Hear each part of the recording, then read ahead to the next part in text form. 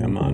There we go. From the tailgate smoke to the late night post, best cash in the game. Raiders Coast2Coast. Click that play, let it roll. Silver, black in my soul, got 401. Righty to Jeff, breaking plays, taking notes, that chef. Film on loop, he's stacking stats, calling out schemes, exposing gaps. When the line holds, when it don't, he said what they scared to quote. Raiders coast to coast, that's the show I trust the most. From a bay down to that post, we ride it, we ride it. Raiders coast to coast, if you bleed that silver ghost, hit subscribe and raise a toast. We ride it, we ride it. LV, Raider 10, bring that flame. Live from the desert, loving this game. Stories from the stands, from the strip. Heart in the huddle every trip. They debate it, never fake it. Call the draft pick, celebrate it when the shield shine bright on screen. You can hear the whole fan base scream. Let's go! Let's go. Raiders coast to coast, that's the show I trust the most. From the bay down to that post, we ride it, we ride it. Raiders coast to coast, if you bleed that silver ghost, then subscribe and raise a toast. We ride it, we ride it. The whole Coliseum to the lights where we see him YouTube on. That's the spot for the real talk, real plot, forward, rid of Jeff, LV, rid of 10. Run it back, run it back, run it back. Play that episode again. Raiders coast to coast, it's the show I trust the most. From the bay down to that post, we ride it, we ride it. Raiders coast to coast, if you bleed that silver ghost, hit subscribe and raise a toast. We ride it, we ride it.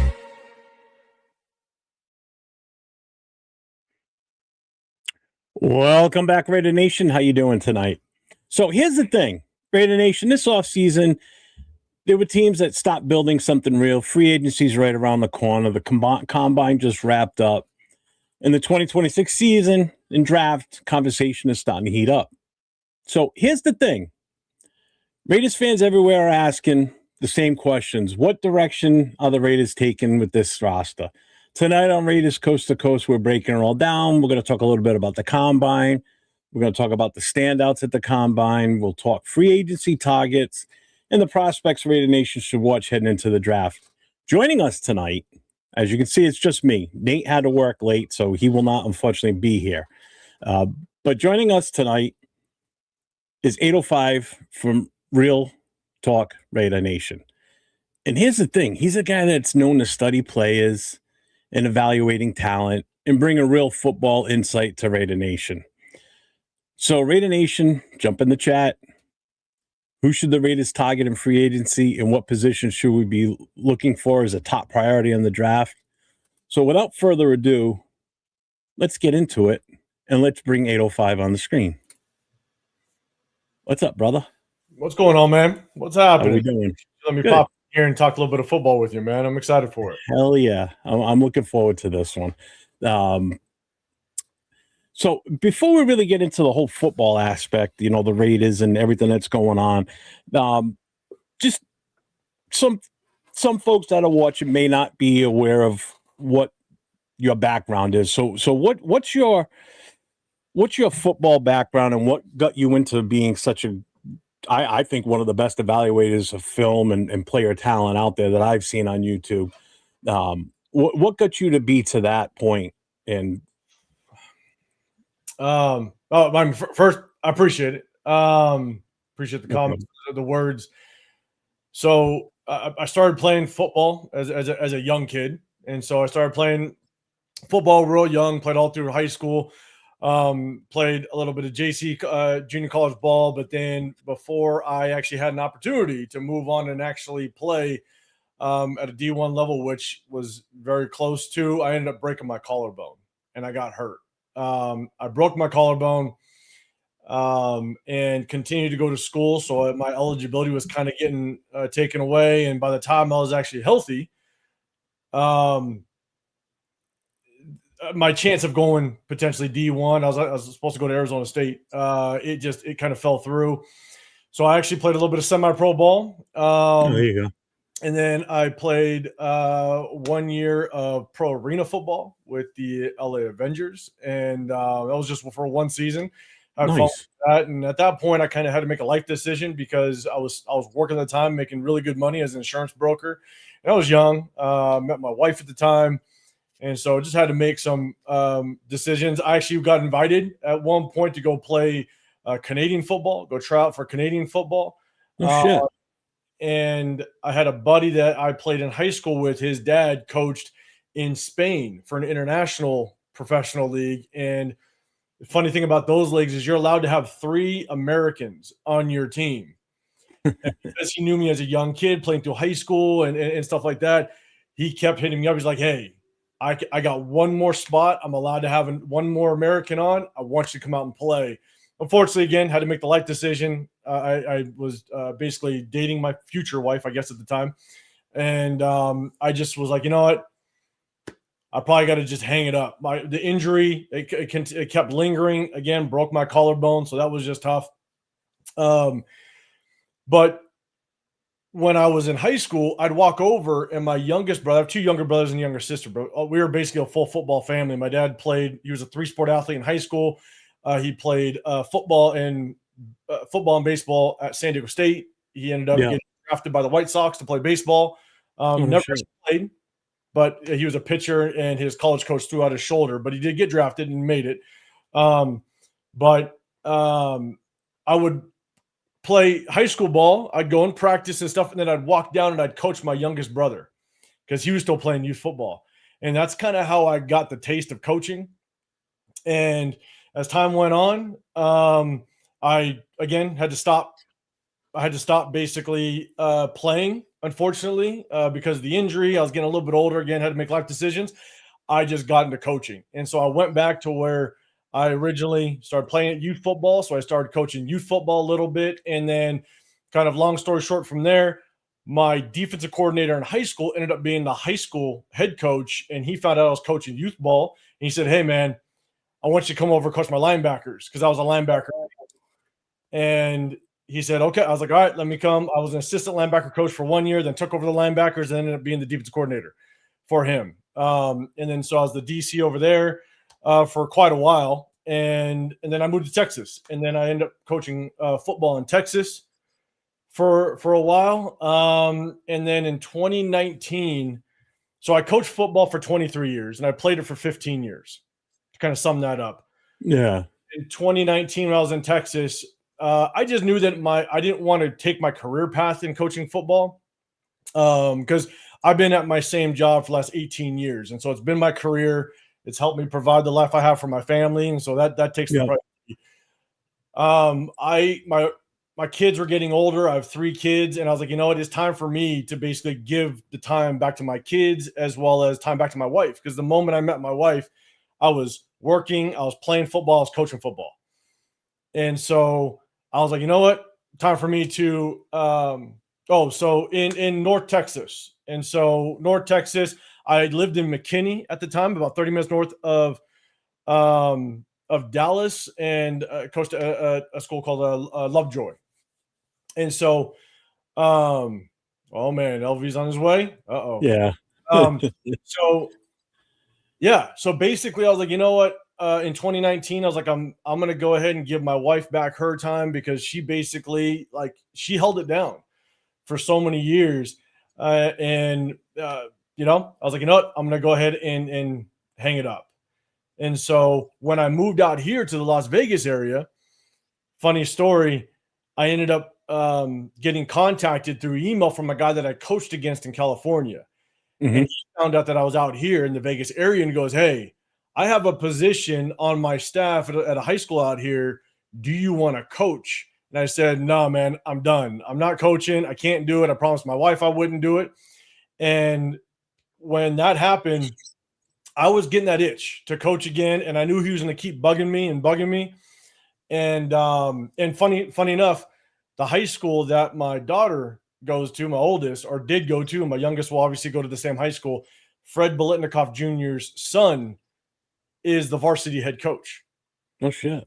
Jesus and so Christ. That gave me basically motivation to go and support the local high school and stuff like that. So I was going to the games. Then all of a sudden, I kind of was sitting in the stands by myself, and the dads would kind of start talking football and stuff. And one of the dads looked over. He's like, "Oh, do you have a son on the team?" I'm like, "Oh no, my daughter goes to school."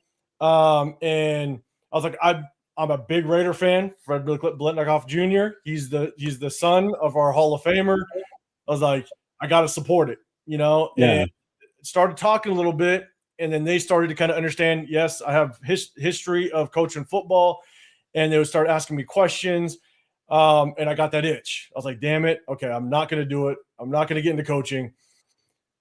And when we had our Josh McDaniels year, the year he got fired, I was just so pissed off that we hired him.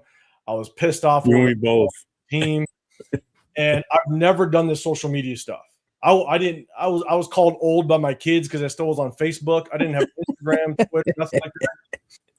And I looked at my wife. I was like, look, like, what are your thoughts on me? It was the first time I stumbled across like Mitchell Renz.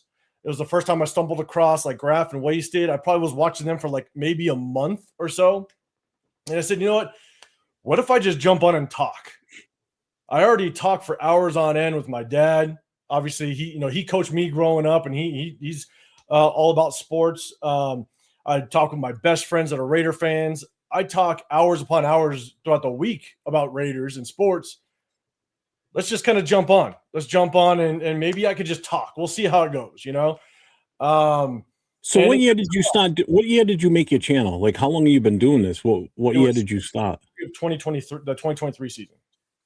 You know what? I got to say, I don't mean to cut you off, but so you've been at it since 2023, and that 3-year time frame roughly. I mean, you've made a heck of a following in 3 years.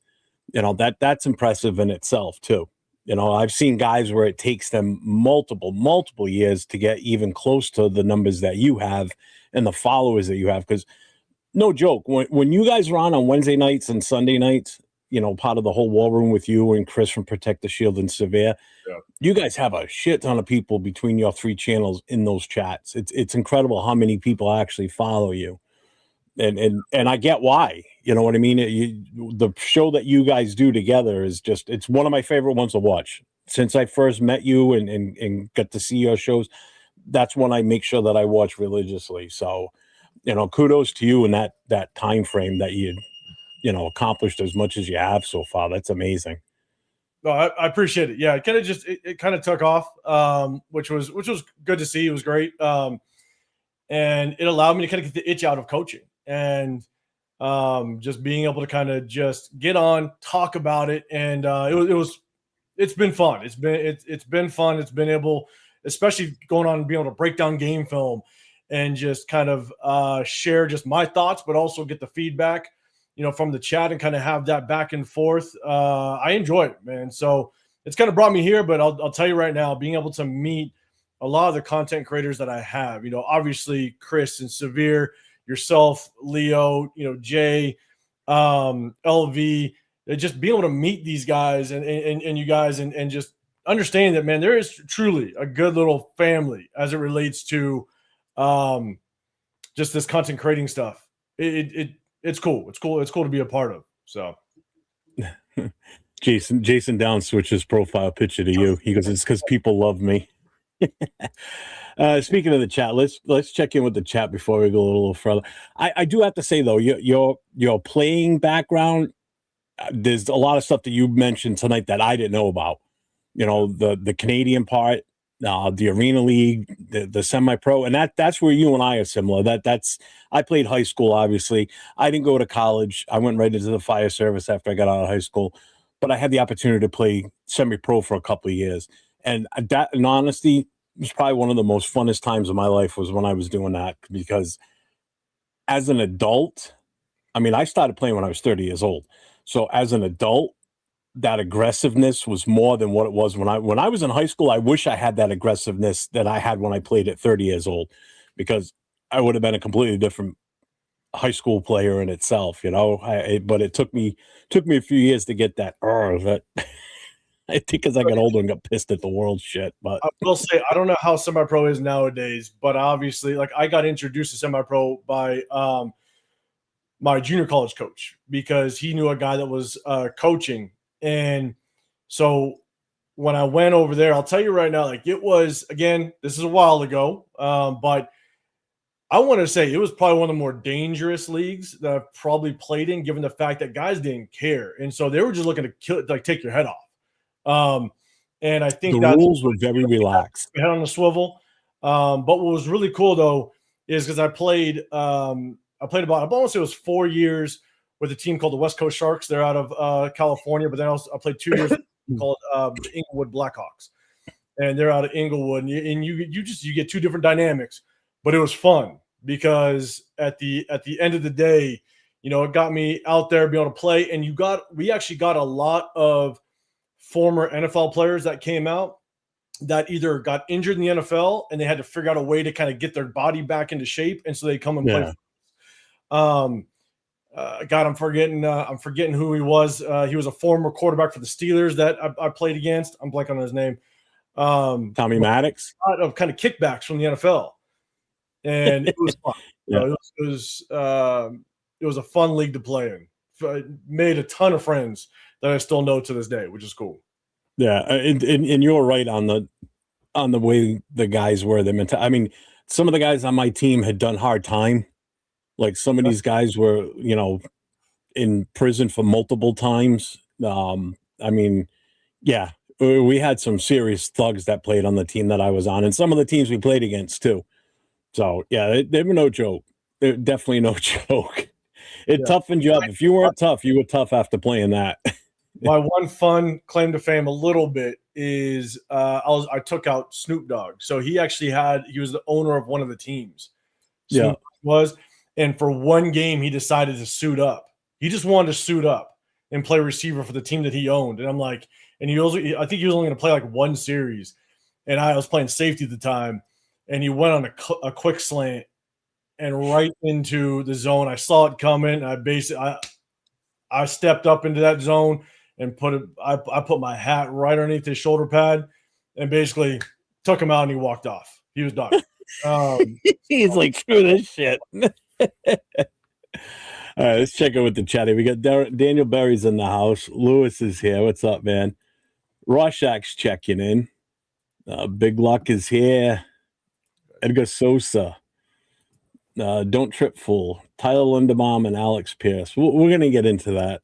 I got the main guy here, so we're definitely going to be talking a lot about this stuff. Let's see. It won't happen, but would you give up a fourth for Zaire Franklin? Zaire Franklin from I think he was off the Colts just previously. I don't know if I'd give up a fourth. I mean, he's a former Pro Bowler, which is great. You know what I'm saying? He's got that under his belt. Man, if I'm giving up a fourth, to be honest, I think I'd give up a fourth for a better offensive lineman, depending on what happens at Litterbaum. If I'm gonna give up draft capital, I might want to go after some offensive linemen, but there's also some other linebackers I'd definitely like to go after in free agency. So, Coach, I got a question for you. He says, on a scale of 1 to Army, where does he rank himself as a former linebacker?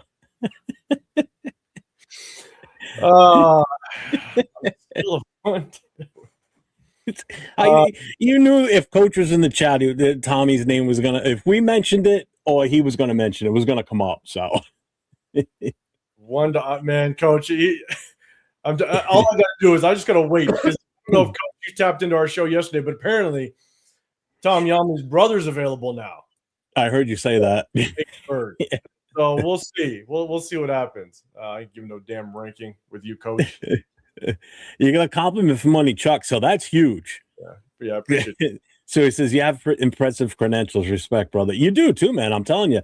Anybody that doubts anything that he says or brings up when he talks about players, whether they look like they're ready for that spotlight or not, or their inconsistencies, I respect your take on things because number one, you spend enough time playing the game and coaching and reviewing film for that, to where what you do now on your shows, it's a proven, you're proven stuff. You know what I mean? You're not bullshitting, basically. You're not just pulling shit out of your ass. You spend the hours doing it. I mean, you sent me a screenshot of what your layout looks like when you're doing game film. God bless you. That would drive me nuts. I don't have the patience for that. Well, that's what actually I do like about being on this whole YouTube thing, right? Is everything is kind of documented now, and so I can point back as much as some people will be like, oh, you're a hater or you just stuff like that. And I get it, right? But I can go back to my history now. I've been on here long enough to where I can go back and go, look, like there was a lot of times where people did call me a hater and it's just, I also, I want to be able to go back in my history and say I was correct. Right. And that's what I really like about doing this YouTube thing, that everything is now documented. Now, am I going to be right all the time? Absolutely not. Like that's why you'll never hear me say that, this is for a fact, or at least very, very rarely, because I understand. And because again, I coached it for a very long time. I know that who would have known Sam Darnold would have went over and did what he did with Minnesota / the Seattle. Who would have, if someone would have told you that Sam Darnold was going to be a Super Bowl winning quarterback 3 years ago, I would have called you crazy. Exactly. So I understand that even though I might have a take, it's all just basically based off of what I see and just my evaluation. And it could change based on the situation the player's in. And again, that's why I always say it sucks, because you can have an evaluation of a quarterback, but sometimes the success or lack thereof has a lot to do with the environment that they're placed in, unfortunately. And that's something I have no visibility to. So yeah, but being on here and having the history, I definitely enjoy it. John Leone's here. What's up, John? He goes, so when will Max be traded? What's up, Lucky? What's up, Robert? Diesel's in the house. Let's see. Hope Spytech makes a deal with Tremaine Edmonds since he got released. Oh, they actually released him? That's news to me. I didn't know he did. Oh. LV Raider can't be replaced. Sheffield. Yeah, I would be lost without him. You kidding me? We're coming up once the season starts. Nate and I have been doing this show together for 2 years already. Yeah, we've been together that long already doing this. Profile pic that quickly. That's impressive. All right. Oh, he's crazy with it, man. Jay's in the house from Just Raiders, baby. Let's see who else we got here. We got Charles. What's up, man? We had no idea that he was that history in football. Yeah, it's insane, man. When you listen to what you just said about everything you've done, it's incredible. Oh, sweet Diesel, man. If you're going to be there, that's going to be awesome. If 805 is going to be there, Chris is going to be there, Severe. I don't even know who else is coming, to be honest with you. Have you heard anyone else that's going to the draft? I think East Coast, Gridiron, he's going to be there. Okay, yeah, I knew he was going. That's right, yep. But from when it comes to like the Raiders, like content creators, I'm not sure. I just know of us and Chris Severe. I really want to dial down like a spot where everybody can go to. I don't know what the setup's going to look like, but in all honesty, if it's anything like the other drafts I've been to, I went to the Vegas one out here. Obviously, I was in the area. Yeah. I went to the one where they held in Dallas. I'm like, if it's going to be in one massive big area, I'll do what I did down in Dallas. We literally just brought a big old table with some chairs and just brought our drinks to the table and just chilled out in a spot. Just found a spot and just posted up and had a good time. So, but we got to figure out the layout. But yeah, we'll do that. Fun.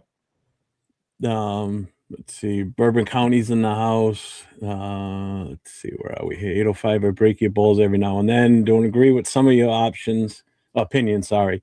Having said that, it's easy to tell you have great knowledge and have class. I appreciate it, my Chuck. I know we go back and forth. So. Well, this is what I like. I've always wanted to do a show with you.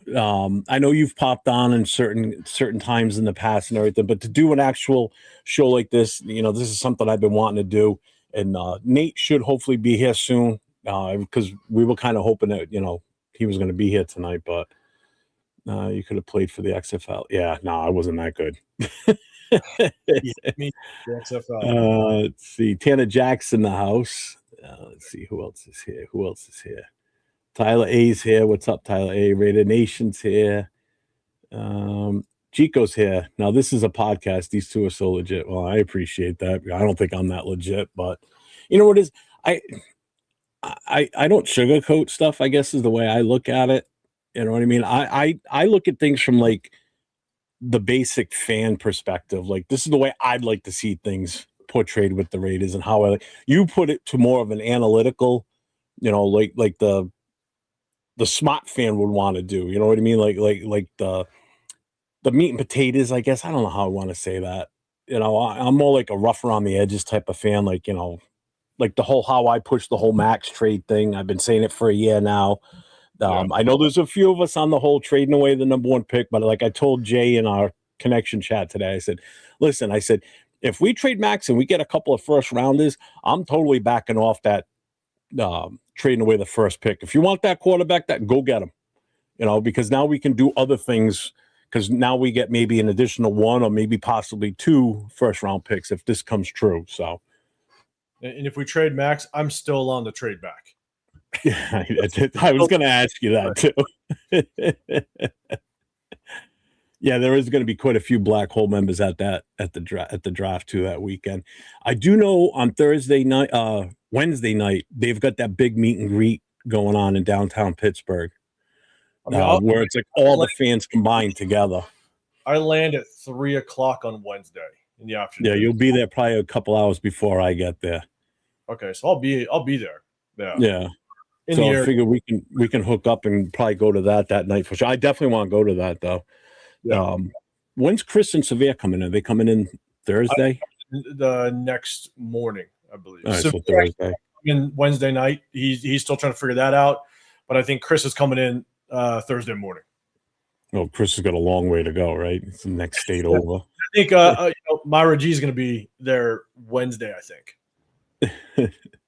PNW Marks here. I got to catch. Oh, I did catch up to the chat. Awesome. All right. So as long as you want to trade everyone, you will like Jeff. Yeah, right. What's up, Manuel? Max is not leaving. He might next year. If we don't do it this year, the value is going to drop big time. So let's put it that way. So I want to get more into asking you questions about what it is you do before we get into actually talking about the direction for this team and everything. So one of my big questions is, when you watch film, what are the first traits or details you look for that most fans might miss? Oh, man. And not so much position specific, just kind of in general, I guess. So when I guess I can kind of answer one thing. What's really important when you watch game film is to understand the down and distance, the situation. Is it the end of the half? Is it the end of the game? A lot of times when you watch game film, you just kind of watch the play for what it is. But one of the biggest things that it's crucial just to understand what the intention of the play is to know the down and distance. And what the situation in the game is. And that's why I think, whenever I'm breaking on the game film, I try to make sure I tell everybody, okay, this is a 3rd and 12, or this is a 1st and 15. You have to know and understand what the game situation is to truly be able to evaluate the play and what's going on in front of you properly. So I'd say basically, that is one of the biggest things that I pay attention to, is down and distance and what the situation in the game is. So that's definitely a big one. How does that compare if you're watching? I know you have different time frames that you like during the season. You're watching obviously Raider players from week to week to see where guys can improve. What the reason why this play blew up. But during the off season, how much time do you spend actually looking at like these college kids that are coming out as eligible for the draft? And also on top of that, the free agents too, because I'm sure you look at film for the free agents that we might possibly be interested in. So it's hard because obviously I don't have a ton of time, obviously with work as well as the family and all that. But what I try to do is, you can kind of take it in two ways. Free agency, I try to go, I could start kind of breaking down game film pretty quickly because obviously I know who the needs are, who we want the tough part is it's you can spend a ton of time on, let's say I want to break down a corner, and all of a sudden we bring back Eric Stokes. It's like, well, crap. Okay, well, that was kind of worthless because we're most likely not going to bring in an outside free agent. We're just going to bring back Eric Stokes. And so obviously, I think looking at the offensive line is going to be huge. And so you kind of want, and this year was a little rough because it took us so long to figure out who our head coach was going to be. And yeah, so we're a little bit behind. Yeah. Then you got to do a little more research as to what Clint Kubiak really likes to do on offense. And it's hard to determine what our defense was going to look like because, I said as soon as Clint Kubiak was hired on, we weren't sure who our defense coordinator was going to be. And if you don't know who your defense coordinator is going to be, you don't know what type of defense you're going to run. And Robbie Leonard flipped the script, and he now is running a 3-4. So the first thing I wanted to do was get a really good idea, what does Clint Kubiak like to do on offense? And that was my biggest thing. And so we broke down Clint Kubiak's offense a couple weeks ago. And once I got a good grasp of it, then I wanted to start to kind of take a look at some of the free agents that are out there. It is hard to kind of dedicate a lot of time into looking at some of the free agents because as you kind of see just in the last couple of days, now players are getting released off their teams. And now you have unexpected players now becoming available. Yeah. And you look at even with Chicago's starting center just retired. So now Chicago is going to be in the mix. They're going to be putting their hand in the cookie jar when it comes to offensive centers. Yep. And so Linderbaum, he might be heading to Chicago. So it's hard to dedicate a lot of time into looking at free agents. I do like to kind of work a little bit more as it relates to the draft. And because no matter what, doesn't matter if you're picking a position early in the draft, you always got to find kind of those guys in the back half of the draft that can still help you. And that's where kind of, in my opinion, I think that's kind of where the meat is kind of in that 2nd to 5th round range. Yeah. From 2nd to 5th round, man, there is so much talent that can be found if you do your research, if you understand kind of what you're looking at. And I've said this before, and it's really tough. It's not to disrespect really anybody. Again, it just kind of goes back to just my history on it because I've coached it for 23 years, played it for a long time. It's like there's a very big difference between watching game film and knowing and understanding what you're watching. And that's for myself. I've kind of prided myself on that, not just through this whole content creating thing, but also, back when I coached football and played football, I prided myself on knowing my enemy better than I know myself and or knowing my enemy better than I know my own team. Yeah. And so, rounds 2 to 5, man, you can find some meat on the bone. And that's kind of where I start to kind of do my research. And you can find some diamonds. That's why I got hated. My, who was it? God damn it, Jacob Parrish. People didn't like my Jacob Parrish take last year in the mock drafts, but he ended up being an all-pro rookie as a slot corner, and so there's some diamonds. So, well, we got a surprise. Look who's here. Yeah, What's good? What's good? What's going on, brother? Nate made it. What's up, brother? How you doing? What's up? That's not that bad. I thought you were going to be later than that. Not bad. I thought so too. I thought that the traffic was going to be a lot worse. That's why. Oh, that's good then. That's a good thing. Well, I'm glad you're here. So I just I put your YouTube channel in 805 in the chat, so everybody's got that. And pretty much everybody already knows what type of content that he offers. So make sure you check his channel out. If you haven't already, make sure you get over to 805 RealTalk Raider Nation. And hit that sub, hit the notifications. He goes on every Wednesday night along with Chris from Protect the Shield and T Severe. So make sure you check those guys out. They go out Wednesday nights and they're on Sunday nights. Usually during the season, it's not too long after the game, and they kind of talk about the game that just happened. And they do a lot of breakdown on plays. And he's got a great game that they do. You mix it up a little bit, though. He does the start him, bench him, cut him. And some people always try and cheat. I don't know why they try and cheat and put their message out there before you even offer it. I don't get it. There's no cheaters on the screen that you see right here either. No, absolutely not. No. And hey, real quick, folks, make sure you get over to Nate's channel, LV Raider 10. It's scrolling at the bottom there. It's the same name for his Instagram, Twitter, everything. Make sure you show him the love. If you're on my channel, hop over to his channel. Now give him the watch time, the views, the thumbs up. So if you leave my channel, just make sure you smack that thumbs up before you move over to Nate's. But please go over to Nate's channel. We need to get this man going and get his numbers up. Come on. Got more than enough people that watch me. Move over to Nate's channel. Outside of beating you guys over the head, I don't know what else to tell you. So Nate, do you have the sheet that I sent you?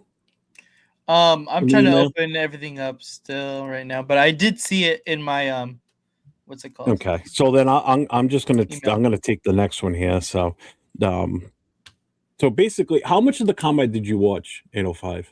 Did you get to watch any of it? Probably about 90% of it, to be honest. Okay. On the live, the biggest part of the combine I kind of gloss over is the 40 time. I don't watch much of the 40 at all. I like more just the agility drills, and obviously like the ball drills with the receivers, stuff like that. Sometimes with the cornerbacks, the DBs. But what's really tough for me is when I evaluate combine, it's like 90% game film and 10% combine. I really don't put much merit in the combine at all, to be honest. The only reason why I watch it is if someone pops out on film that wasn't on my radar already. Okay. Kind of give the example of a couple years ago, Bucky Irving. Bucky Irving was not on my radar as a running back, but when I watched him in the combine, I was like, oh shit, okay, who's this kid? Went back and watched his game film, and I said, okay, hey, he looks like he's got some talent on him. So I kind of, when I watch the combine, I look for certain things, but more specifically just guys that weren't on my radar, and then I'll go back and kind of do my research if I like what I see. Nate, if you got it open, that you can do that one. It's the combine question. Let me see. Savage is in the house. What's up, man? Can we still make that podcast trade, Jeff?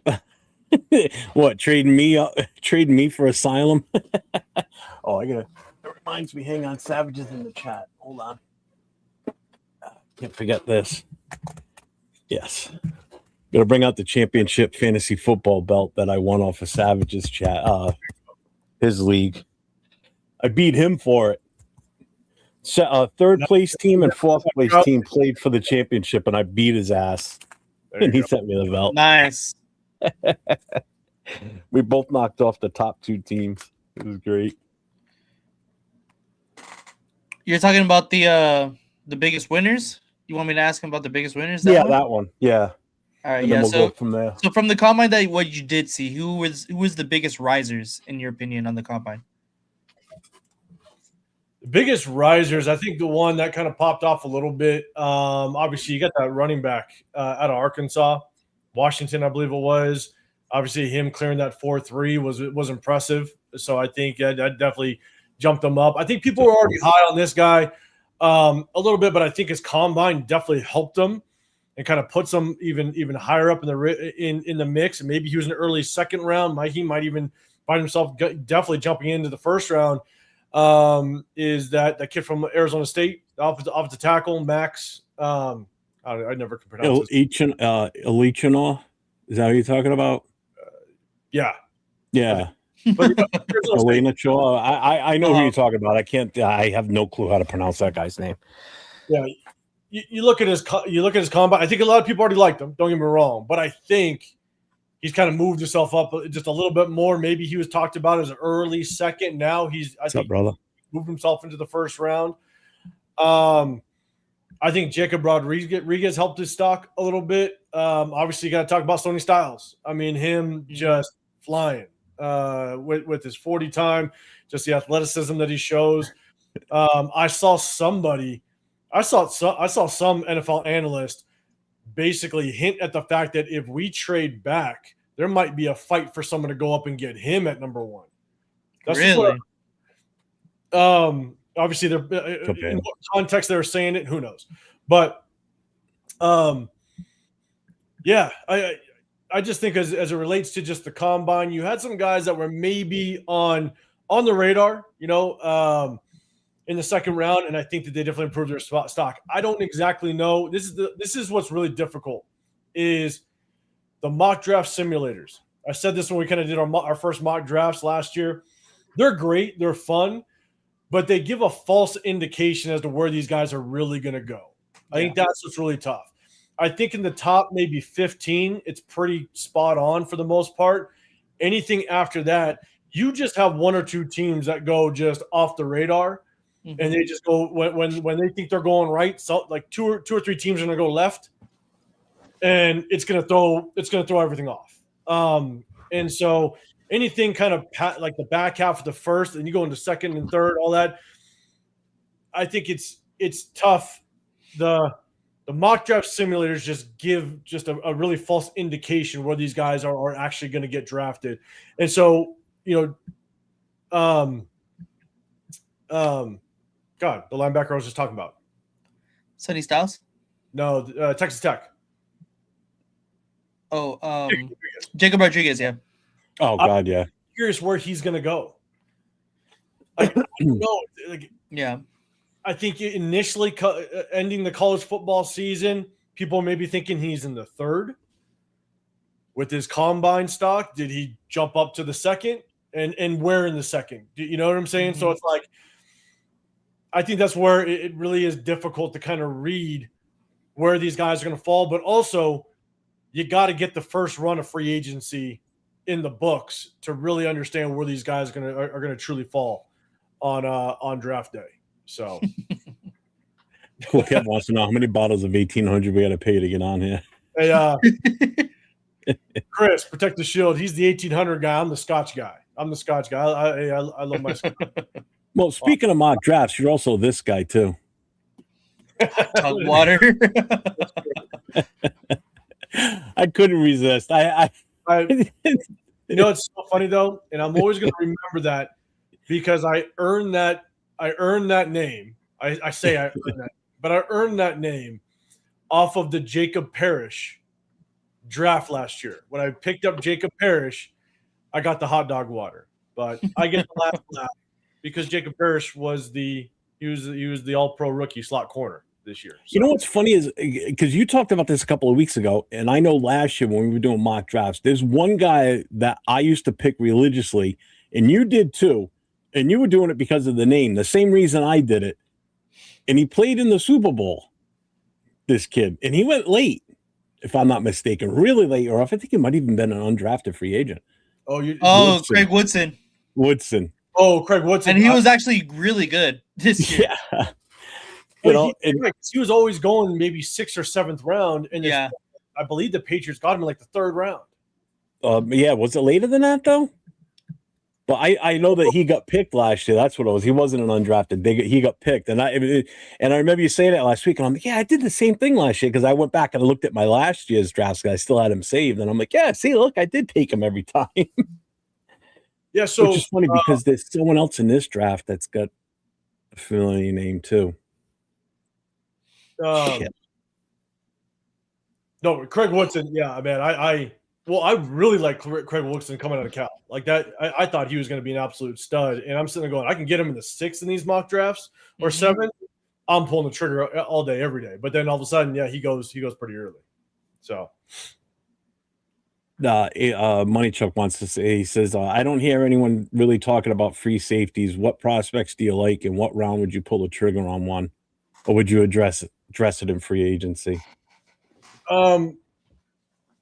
So what's up, Ja Raider? We have so many needs. I think if we went and draft, if we don't address like an actual possible starter in free agency, I'm probably waiting until maybe round 4 or 5 to address the safety position because we have so many needs. But again, I got to see how we address free agency. I do like Bud Clark at a TCU. I think he's going to go earlier than I'd like. There's the South Carolina kid. I'm blanking on his name, unfortunately. The kid from, and it's not because LV's on here, but the safety from USC, Kamari Ramsey. Yeah, I think that I got to watch more film on that kid, but I do think that kid has some potential. I do have a sleeper though, because if I'm waiting for maybe around the 6th round to get a safety, maybe if he drops to the 7th, one guy that I'd like the more and more I watch his film is Whitehead Williams out of Ole Miss, the safety out of Ole Miss. If we don't address it in free agency, we kind of wait a little bit in the draft around 6th, 7th round. Whitehead Williams out of Ole Miss, I really like the kid. He's 6'2", about 205 pounds. He'll come downhill, he'll come hit you, but he will definitely cover half the field for you. So that's definitely a guy that I'm going to be eyeballing in the later rounds in the draft. But again, I don't know if I want to go safety early in this draft, because there's so many position needs that I think we need to address. That if we get a decent pass rush, if we get some core linebackers, I think we're good enough right now. Because in year one, you're not going to address every single position. You just can't at a high level. And so if you can kind of just roll with what we have, again, Isaiah Paul-Amal, not the best free safety, but he's serviceable, and you still have him. You got Jeremy Chin that's going to be obviously more in the box. And so, can you kind of get a guy in the later rounds to kind of be a backup, maybe a competition piece, and get a year under his belt and maybe replace Isaiah Paul-Amal at some point if you want to? But I just think, man, we have so many needs. I definitely want to take some big swings early on other positions. Mm-hmm. But Whitehead Williams out of Ole Miss, definitely a guy I'm looking at the later rounds.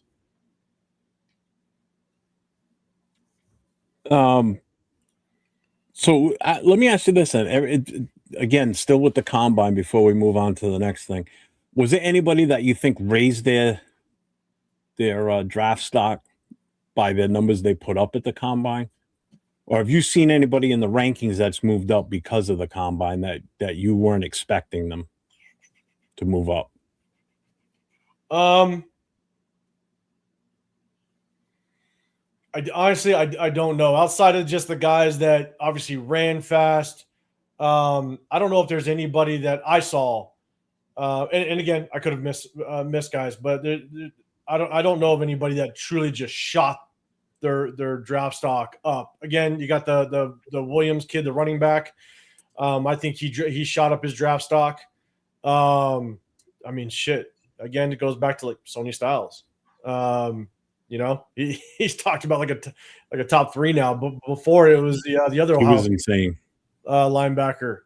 So yeah, it was hard. I was definitely focused more on just I want to see Ty Simpson throw a little bit. I don't put too much stock into it, but I wanted to see him throw, just to see if he would help his stock. And I focused on the offensive lineman and the defensive lineman as well. But I got a defensive lineman that if we wait, I think there's a guy in this draft that we can maybe get. I want to say in the 3rd round or so, that could be a true nose guard for us. Who was that? Chris McClellan from Missouri. Okay. Scotty's 6'3", 323 pounds. Looked good in the combine. Had good feet, good quickness, good balance. And so I went back and I kind of watched this film. And what I was seeing, I'm like, damn, if this guy is in the 3rd and we need a true nose guard, he's got some quickness off the ball. He can get sideline to sideline if he needs to, as a big body. He does a really good job of being able to kind of control the center off the initial snap, and he's able to kind of get rid of him. He can 2-gap as well. So I think if we wait to maybe like the 3rd round and address some other needs early, I think he could be a guy that could step right in and be that nose guard and play him next to Adam Butler. I think it'd be a pretty good tandem. Nate, did you see anybody? I don't know how much you watched of it.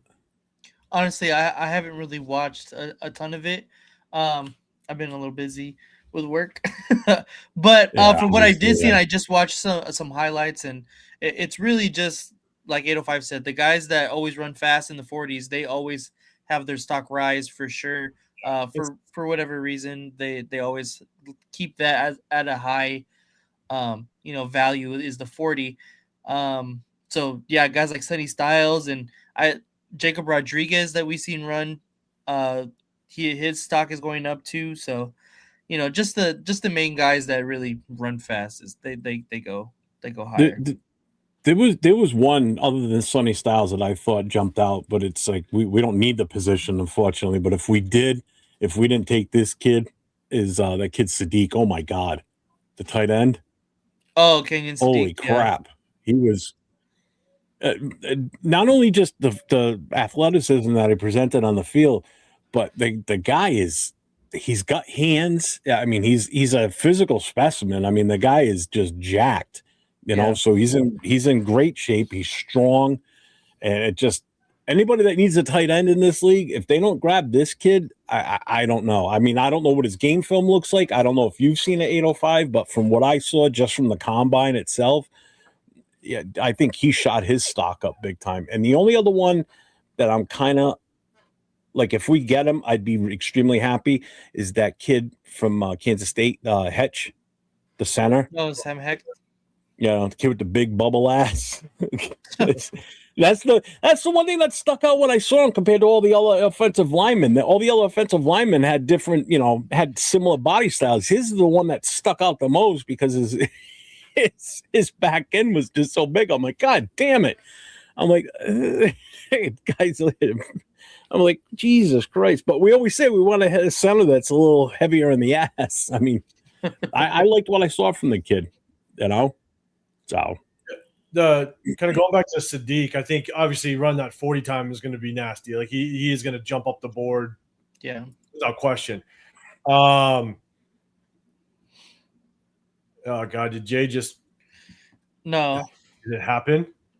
No, I don't think it did. I think everyone is just trolling. Are they trolling? Okay. Yeah, I think they're just with Sadiq, what's really interesting is he's coming from Oregon, which Oregon plays such a different style of offense than the NFL. They're more of just true air raid. They're going to spread everything out. They're going to run a lot of verticals. They run a lot of screens. That's why a lot of receivers like Oregon receivers don't translate well to the NFL. Yeah. Because they're not full route tree type of guys. And so I think that's what makes it really difficult with Sadiq is how whatever team he goes to, how are they going to use him? And is he going to be able to run every single route that he's going to need to in the NFL? Again, not saying he can't, but you just look at the history of NFL receivers / tight ends that go to the NFL, or Oregon receivers / tight ends that go to the NFL. Sometimes they just don't translate very well because they're not coached to kind of run the type of routes that they're going to have to in the National Football League, which hurts them with being able to kind of get separation. And so I think that's where we'll be really interested. It'll be interesting to see just kind of how he translates to the NFL. But hey, his 40 time, absolute beast, and that's definitely going to help him. Yes, Jay, you got me. I'm trying to talk a little educated over here, Jay. You're screwing me up.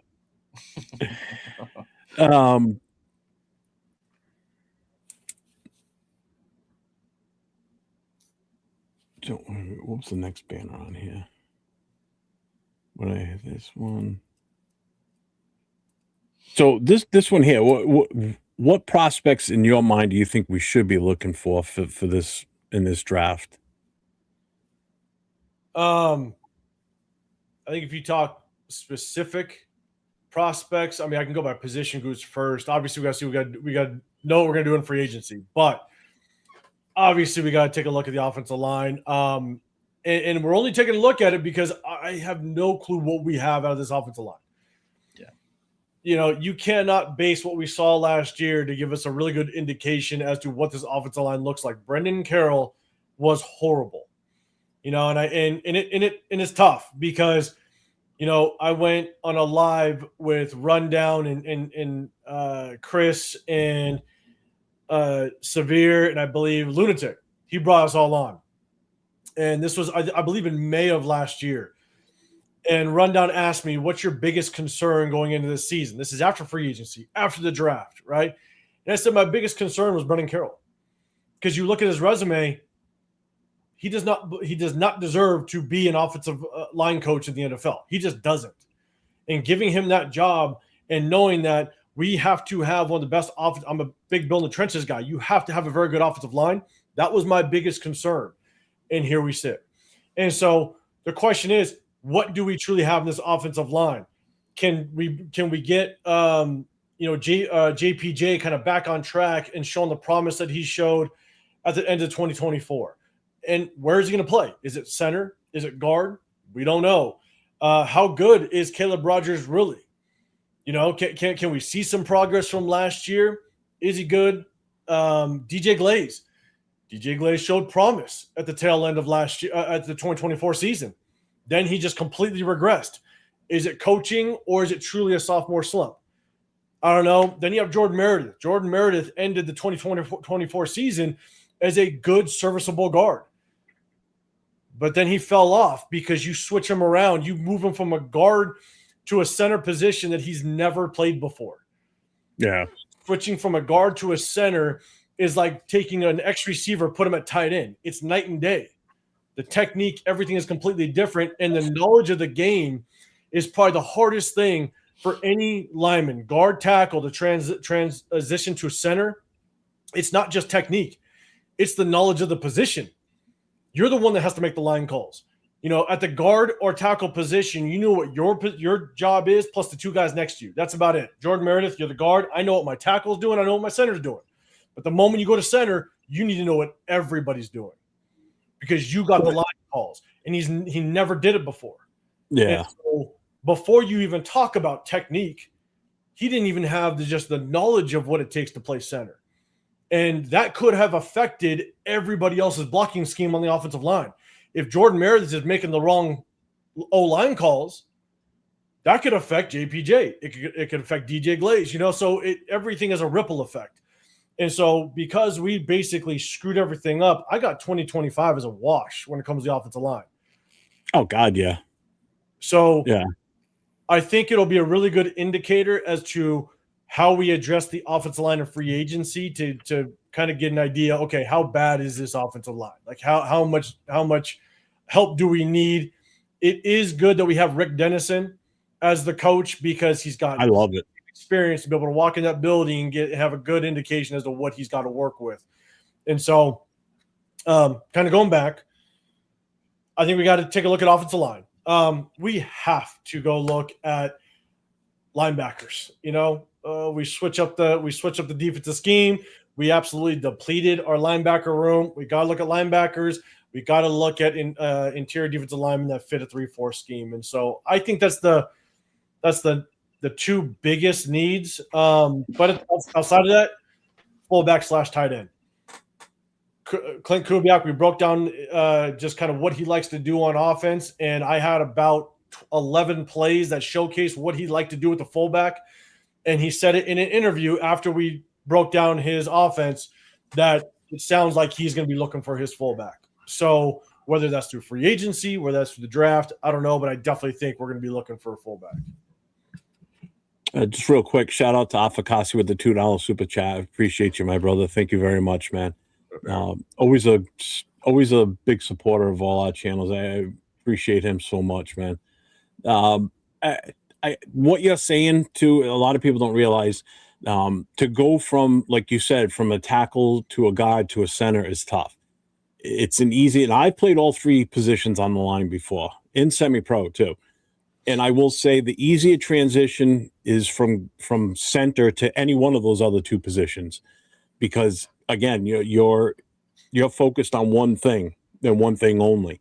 Whereas, like you said, as a center, you have to learn so much, and to make that transition from a tackle to a center is that's a tough one. That is an extremely tough position to learn if you've never played, especially if you've never played center before. So which is why I'm so big on getting a bona fide center on this roster, because in my opinion, first of all, we drafted him as a guard, and that's JPJ. We put him at center his rookie year. Yes, he had some great games while he was in that position. Last year, I take everything that happened, like you said, with him and Glaze as a one-off, that it's not them. which is why I say that I think they need to seriously sit down with both of them separately and get their head straight again. Let them know that last year was not on them, because they dicked around with JPJ so much last year. You destroyed that kid's confidence and probably his whole mental preparedness for a game. And Glaze too. They need to let them know that, listen, what happened last year, that's on us as an organization for having the wrong coach there. Basically, a guy that wasn't even a coach. I mean, he wasn't even doing shit to help them. Once everything came out after he was gone, that's ridiculous. How that, Spytech as a GM is over here running game film with these guys. It's not the GM's job, but that just shows me that Spytech's doing what he can to help these guys win and be successful. But yeah, it's just I'm so pissed at how that went last year, that they did those guys. They stunted their growth is what they really did. They set them both back because they had such a great rookie season. And then last year was just, that's why I expect great things from both of them. Well, maybe not Glaze as much, but definitely from JPJ. So yeah, and you got Charles Grant that's right behind DJ Glaze a little bit. I like Grant, but I like Caleb Rogers a lot. He should, and that's the other thing that tells me how bad that coaching staff was for that line. That based on what I saw his first playtime experience, I asked myself, I'm like, why was he not starting sooner? He has the fundamentals down. He looks good, and then when he finally was put in as the full-time starter for the rest of the season, the kid played great. I thought he did a hell of a job. Yeah, he's made some rookie mistakes. No big deal. I get that. It's going to happen. But I thought he did a great job. And I look forward to big things for him coming this year. He should be starting. I see him starting from the get-go this coming year. Yeah. I guess, in my opinion, I think with Caleb Rogers, he played good enough to know that, okay, you possibly have a piece there. You have a piece that you can go with. I think where it's and I think where we saw some progress with Caleb Rogers, also some progress with Charles Grant, and obviously I'm not anywhere near the coaching staff, but what I do know is you have assistant coaches, and one of our assistant coaches was Joe Philbin. Joe Philbin was our assistant offensive line coach. And typically what your assistants do is they will take some of the backups and work with them directly. They're more like developmental coaches. They're more on the side of, okay, head offensive line coach, Brendan Carroll, you're taking the starters. You're working with them probably 75% of the time.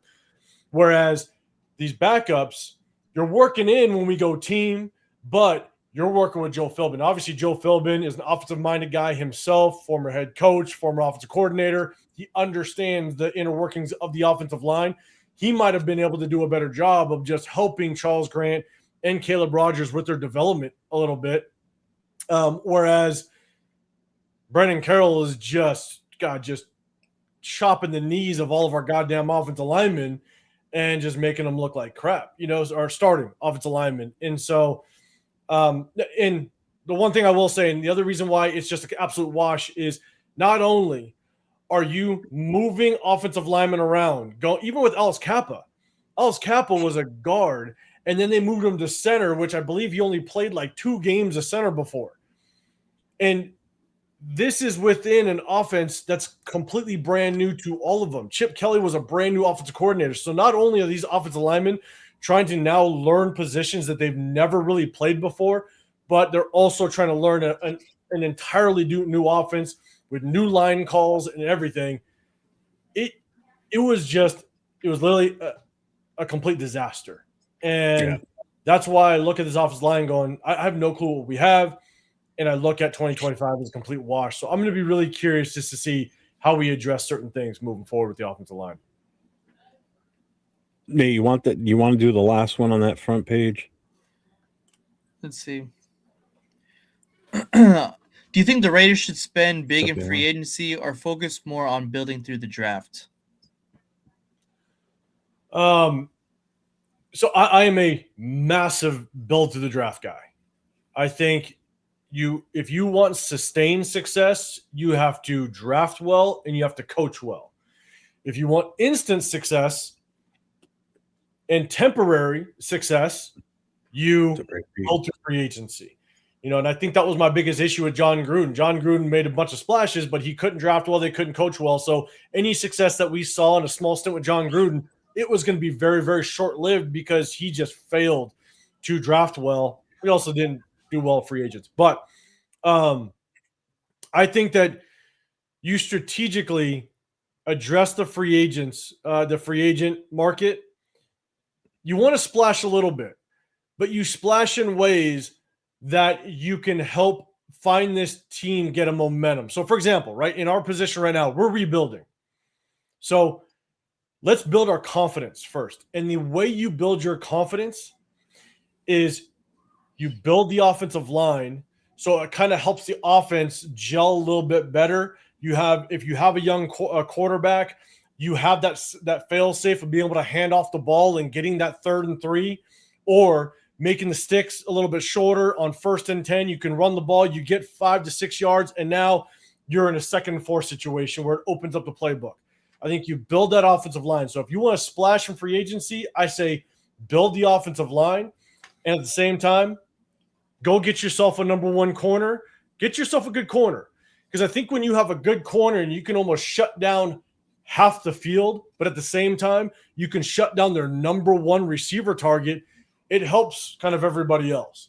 So go get your number 1 corner. Go get yourself a lockdown corner. Build the offensive line. But I also think you got to definitely get some good interior defensive linemen. If you could do a good job of stopping the run, keep that offense that you're facing one-dimensional, it helps out really everything else. And so in our position right now with the rebuild, I say build the offensive line, build the interior of the defensive line, go get yourself a shutdown number 1 corner. And I think that's going to help with everybody else. Just kind of learn the system and continue with the building blocks. But I don't say big splashes because you can roll over money to next year. You only have to spend, I think, 89% of your salary cap. In a rebuild, roll over that 10 to 11% into next year, where this year, depending on what we do with some of our, like with Max Crosby, with Geno, with Alex Kappa, let's say all 3 of them, they move on. We could end up having the number 1 or the top salary cap space in the National Football League with, I want to say roughly around, it's like 130 plus million. Mm-hmm. Well, that means you could roll 10 to 11% of that over. And this year you have the most salary cap space. And next year you're still in like top 3 salary cap position to continue to build this thing. So I think splash, but do it strategically. That kind of helps all the other position groups kind of make the rebuild a little bit easier. See, and Cool Kev says Gruden set us back big time. I don't think Gruden did, because the team was going in the right direction. Anybody that set us back, it was McDumdum. He's the one he dismantled that team that he took over. That team was already playoff team, and he could have just built on that. And he went in, I don't know what direction he was thinking. He's the one that set it. We got set back the moment they hired that son of a bitch. That's my opinion on that. He set us back in a sense, in my opinion. I think he set us back with being able to build consistent success. Yeah.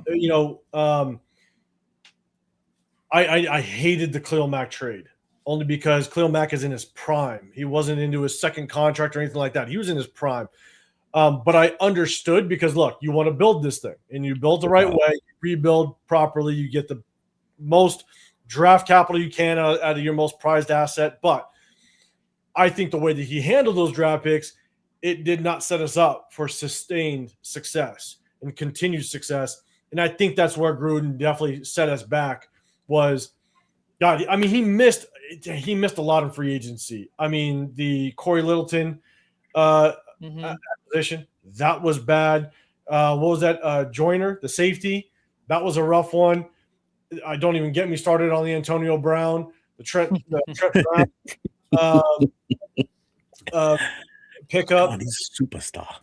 Like it was bad.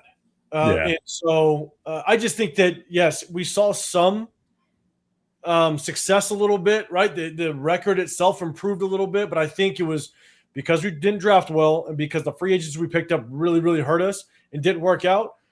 I think wasn't he I think he was the Leatherwood pickup too, the draft. Yeah, he was. We weren't going to have sustained success. It was going to crumble quickly. And I think letting him go and pick up Josh McDaniels was like the icing on the cake. That was if we're cutting your legs out, we just chopped them completely off with McDaniels. Oh yeah. So. Yeah. We left you at the waist. Yeah. And Bueno says trade Colt Miller next. He doesn't, but the only problem is you don't trade a caliber of a left tackle like him unless you've got a definite plan. You better be ready to replace him with someone that's as adequate as he is, or damn near close. And that ain't on this roster right now. So if that is the plan, that's why I can't get behind trading Colton Miller. You need to get somebody ready to take over for him. Keep him for the 2 years. No, I wouldn't trade him away. Absolutely not. I don't think you're going to get as much as you think for him either. That's the other thing. I don't think you trade him because we may go young on the offensive line. We do have a bunch of youngsters on this offensive line anyways. Because this offensive line has to work as a unit, I'm a firm believer you're only as good as your weakest link when it comes to the offensive line, i.e. Dylan Parham. I think you need a veteran presence on this offensive line to kind of help some of these younger guys develop. And I think Colt Miller is the right guy to do that. Obviously we know that he still can be a very, very serviceable left tackle. If we can get the best out of him for the next year, maybe two, without any injuries, then he can help in that offensive line room and be able to kind of help develop some of these younger guys. And so I'm a firm believer you need a veteran on the offensive line to kind of help the development. So that's the only reason why I definitely would keep Colton Miller around. You got 5 offensive linemen, you let him go. That means that's just another massive hole that you got to fill. And we have so many at so many positions. You already got a good one. Just keep him for now. And obviously, hopefully he can help with the development of the rest of the offensive line. So I got a couple questions from the chat that I highlighted. So I want to bring these up right now. So first one's from, there it is. From Jay from Just Raiders, baby. He goes, would JPJ be cool as a guard primarily in backup center? If Linderbaum can't be obtained, would you go with JPJ or take a flyer at McGovern? I like McGovern as a second option to try and get if we lose the Linderbaum thing. But go ahead, I'll let you answer that. Well, what I did hear today, we brought back Will Putnam. God damn it! How the hell that guy made it was wild to me. What the fuck? So I was messaging Chris and Severe, and I basically, as soon as I saw the Will Putnam, I think Chris sent it to me. I said if Will Putnam ends up being on this 53-man roster and Jordan Meredith does not end up on it, I'm going to lose all hope with understanding football. But Will Putnam, I don't understand. So, and he's a backup center.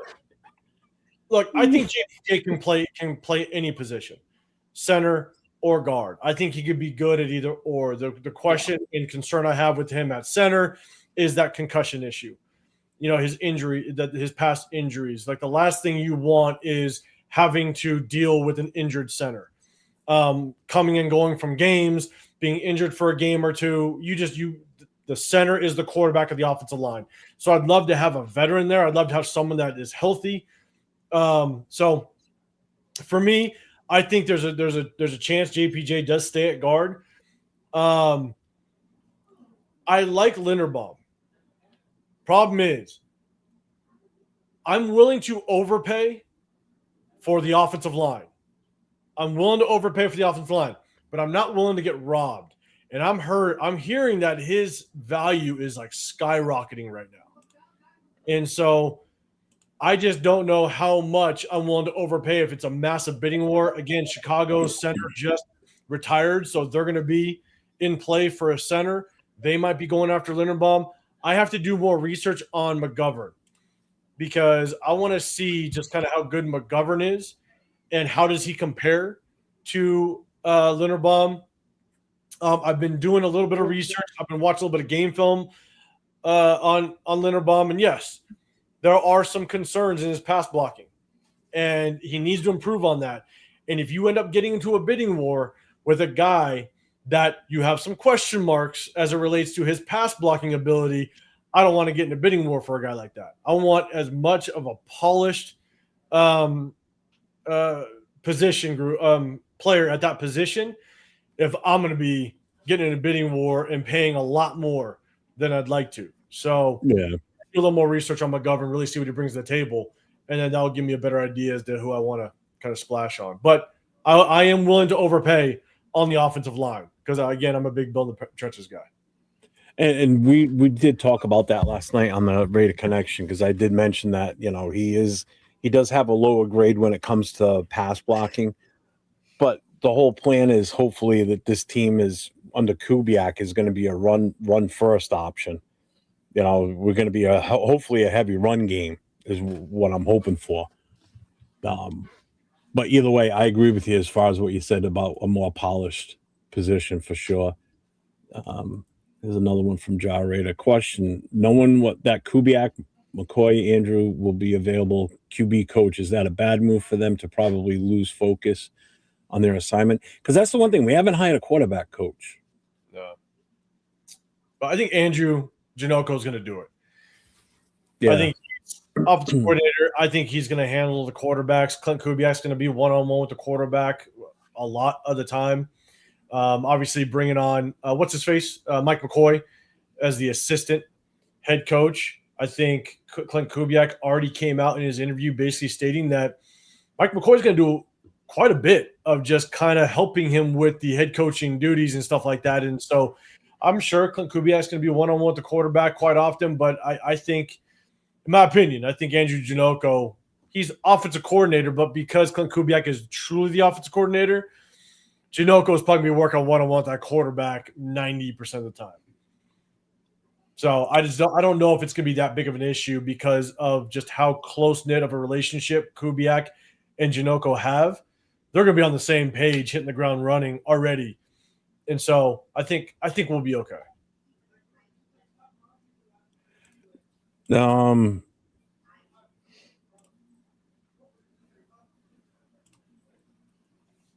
right, we got a couple more questions here, then we're going to get into some fun stuff. So I'm going to ask you this one. Who's the one sleeper prospect that isn't getting enough attention right now that you think out of what you've seen so far? Are you talking college or free agency? We'll go both. Either one. Oh, Jesus. Let's see. College. Obviously, it's more about just what we need. Makai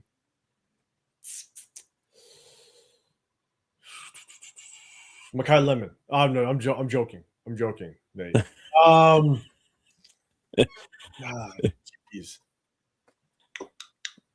That's a good question. Let me think about that one. I don't, man, off the top of my head, just I don't know, to be honest with you. I mean, I have some of my sleepers, but they're sleepers for stumped them. We stumped them. Who needs more? All right, Nate, hit him with the next one, the rapid fire one. Rapid fire. Who is the most underrated player currently on the Raiders roster?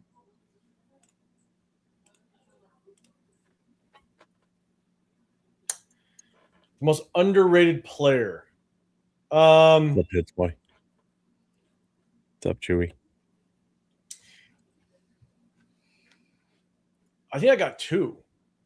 And I think they have a good chance of just not necessarily, I don't want to call it like a breakout season, but I think they're going to help more, especially given the fact that we changed to a 3-4. I like Charles Snowden. Just ended up bringing him back. It was just announced that we are going to bring him back. I think Charles Snowden is going to have a pretty good season this year in a 3-4 defense. And I also like Jonah Laulu. He flashed last year. I think, we broke down when the whole Christian Wilkins stuff happened.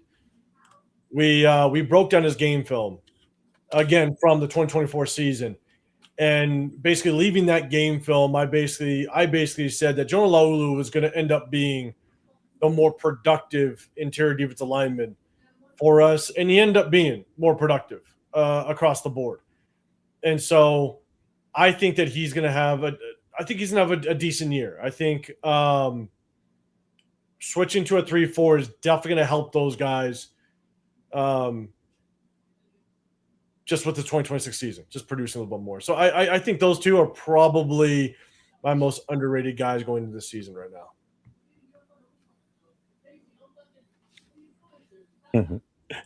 This is going to be a great question because I'm dying to hear your answer. First of all, real quick, on that question, who's the most underrated? So Jason Marshall said AJ Cole, and where's Buenos? Oh, did he delete it? Oh, here it is. Most underrated on the Raiders is Deuce Gruden. So underrated. See him. Jason also said Trey Tucker. Yeah, Trey Tucker's he's tough because I've said the last couple seasons, he's played out of position. 2 years ago, Devonta Adams exit. Now he's got to switch up and be that number 2. And then as soon as he was the number 2, Jacoby Myers got injured for a game or two, and now he ended up being the number 1. And he just kept moving around. And then last year, again, he was just used out of position. If you can use Trey Tucker as a true slot receiver, which we kind of saw the first, I want to say 4 or 5 games last year, I do think that he can be someone that you could use as a weapon on an offense. Again, it's not that he's going to get, 6, 7, 8 catches. That's not going to happen. But could he get 3 to 4 quality catches that can maybe get you across the 50-yard line, have you playing on the opposite end of the field, just enough to where the defense has to worry about you? I think he can be that if he's used properly. So it'll be interesting to see just kind of how we use Trey Tucker moving forward. So I'm going to ask one more last question here before we get into it. Actually, no, we're going to finish these off now that I look at them. This one here, I'm going to love your answer for this one. I'm dying to hear this one. What do you see as the biggest weakness on this team right now?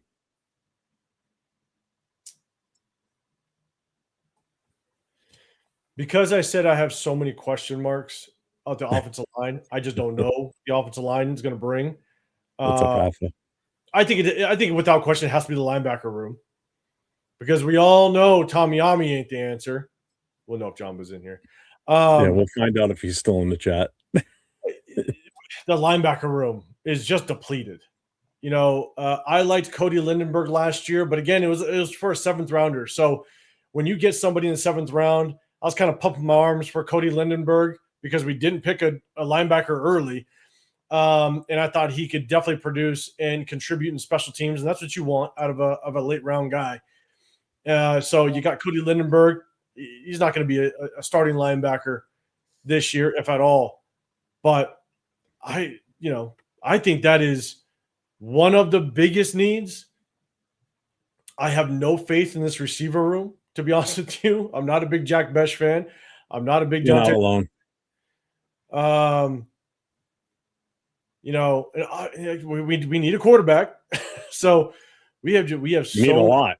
Needs, but offensive line is just a question mark. But I definitely think linebackers, receivers, and quarterback, we got to figure that out pretty quickly. What's up, Rick? Nate, you got the next one. The third from the list. Yeah, is there a player currently on the roster that Raider Nation might be sleeping on? Might be sleeping on?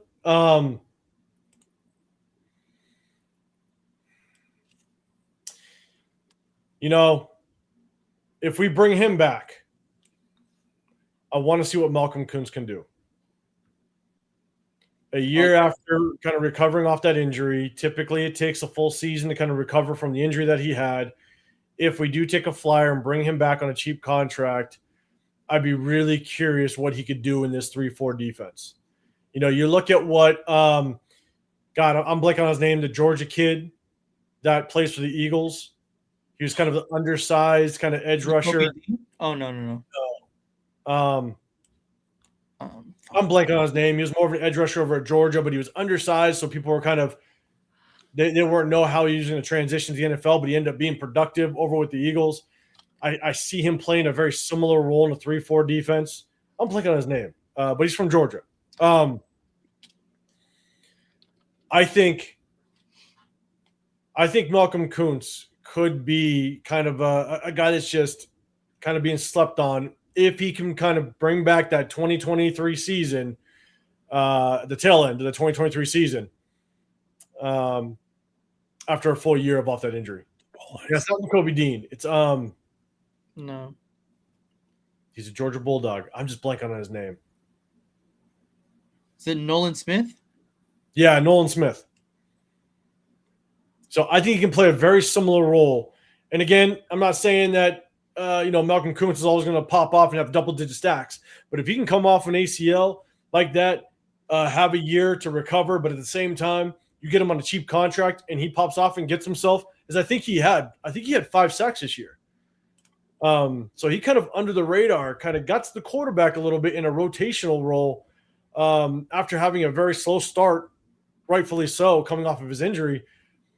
If he just kind of under the radar gets like 7 sacks, 8 sacks next year as a rotational guy, that's pretty damn good if you get him on a cheap contract. So I think he might be a guy that could be under the radar if we get him on a cheap one. Have you never had a knee injury in when you played, did you? Nope, just the collarbone. All right. Well, that's bad in itself too. But yeah, and I broke both my thumbs. I got them stuck in face masks when I was tackling people. It sucked. Yeah, I can see that. Yeah, definitely, I can see that happening. I mean, I get why he might be still so timid, is because again, the knee injury is no joke. Especially one that serious. So we got 2 last questions, and then we're going to get into some fun here. Give us one absolute prospect you love out of this draft. Just one. Makai Lemon. Yeah. Pavia. And Nate, give me your answer too. I'm curious to see what you think. Like one that is possible to get. Yeah, give us one draft prospect you absolutely love as a fit for the Raiders. Because I can realistically say Makai Lemon, but one that is actually possible to get, I have to think about it a little bit.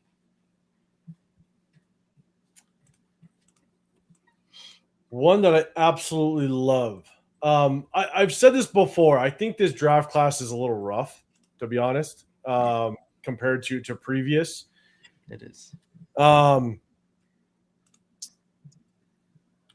Man, who would I absolutely love to get out of this draft? If we go quarterback, because we need a quarterback, and people are going to hate it. The more and more I watch this kid, I do like him. And if we go quarterback round 1, I'm not going Mendoza. I'm going Ty Simpson. I think he's the most pro-ready quarterback coming out of this draft, and I think he has all the tools to match up with what Clint Kubiak likes to do. And so I really do like what Ty Simpson brings to the table.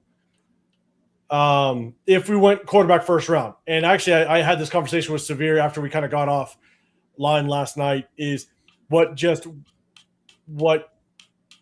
I also hate about it is I think next year's quarterback class is going to be the nastiest we've seen in a long time. Agreed. And there's not very many quarterback needy teams next year. So real quick, can you just say who you think you would take instead of so-and-so? Who is it again?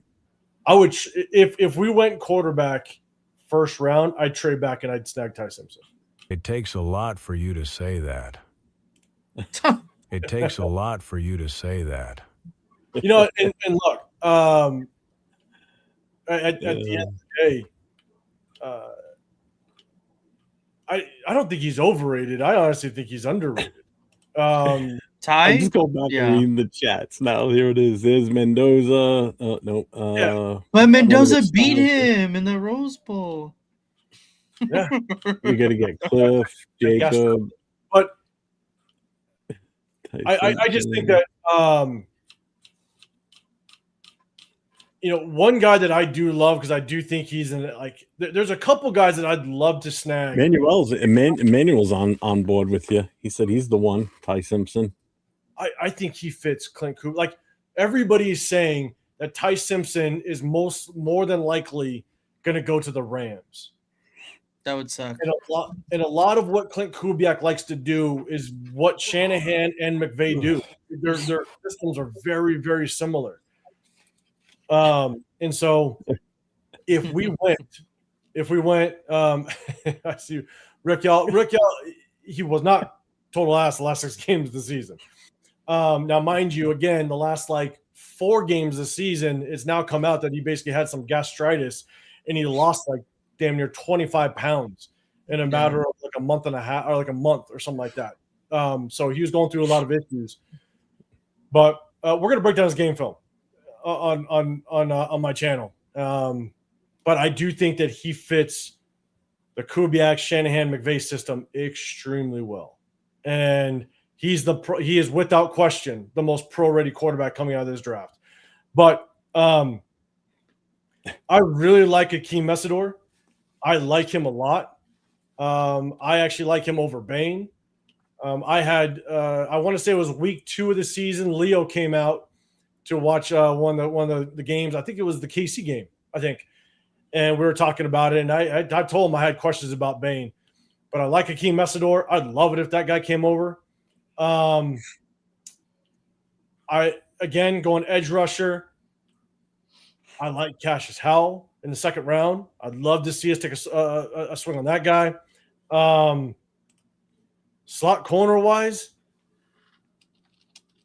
God, what's his name? From Indiana, D'Angelo Pons.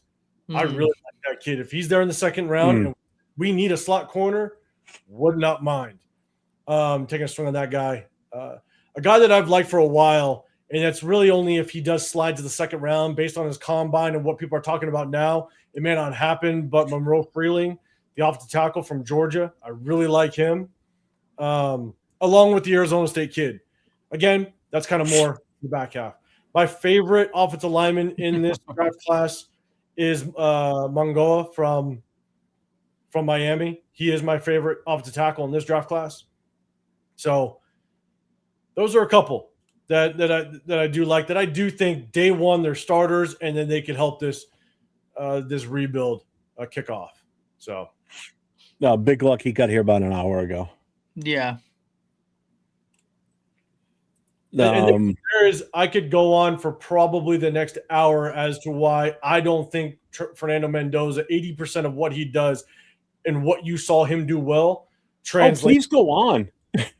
I can go for why Simpson translates to the NFL extremely well. And so, yeah, that's what's up, Raider Night? The show. We can get into that after free agency, maybe. I drive me into it. Who knows? But not to say I'm right. But again, this is why I love the YouTube stuff. Right? People hated me when I said Bo Nix was going to be a good quarterback in the National Football League. And if it wasn't for that injury, there's a damn good chance he's in the Super Bowl this year, based on game looked like. If Bo Nix was playing that game, there's a good chance the Broncos are in the playoffs. Right? Yeah, no, I believe that. People wanted to shut my YouTube page down when I liked Bo Nix and Michael Penix. People wanted to shut my channel down when I said Shedeur Sanders was a 3rd round. I had a 3rd round grade on Shedeur Sanders. People hated me for that one.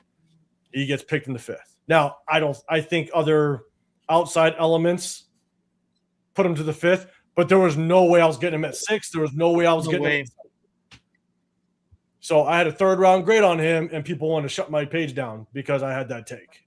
So that's just – and for anybody that says Bo Nix, and Anthony, I see you. If anybody says Bo Nix is garbage, then you either just hate anybody that's a Bronco or you just hated Bo Nix anyways. Because Bo Nix statistically, and really in any statistic that you want to look at, he could have easily either he is or could have been a top 10 quarterback. The only thing you have to realize is that the reason why some of the statistics aren't top 10 is because his receiver room was one of the worst in the National Football League. They had the 2nd most drops in the National Football League. His receiver room, not only was it injured, but it was trash. He was thrown to Cortland Sutton that had some of the most drops in the National Football League last year. Then he had Troy Franklin, which had a ton of drops, and he was very one-dimensional.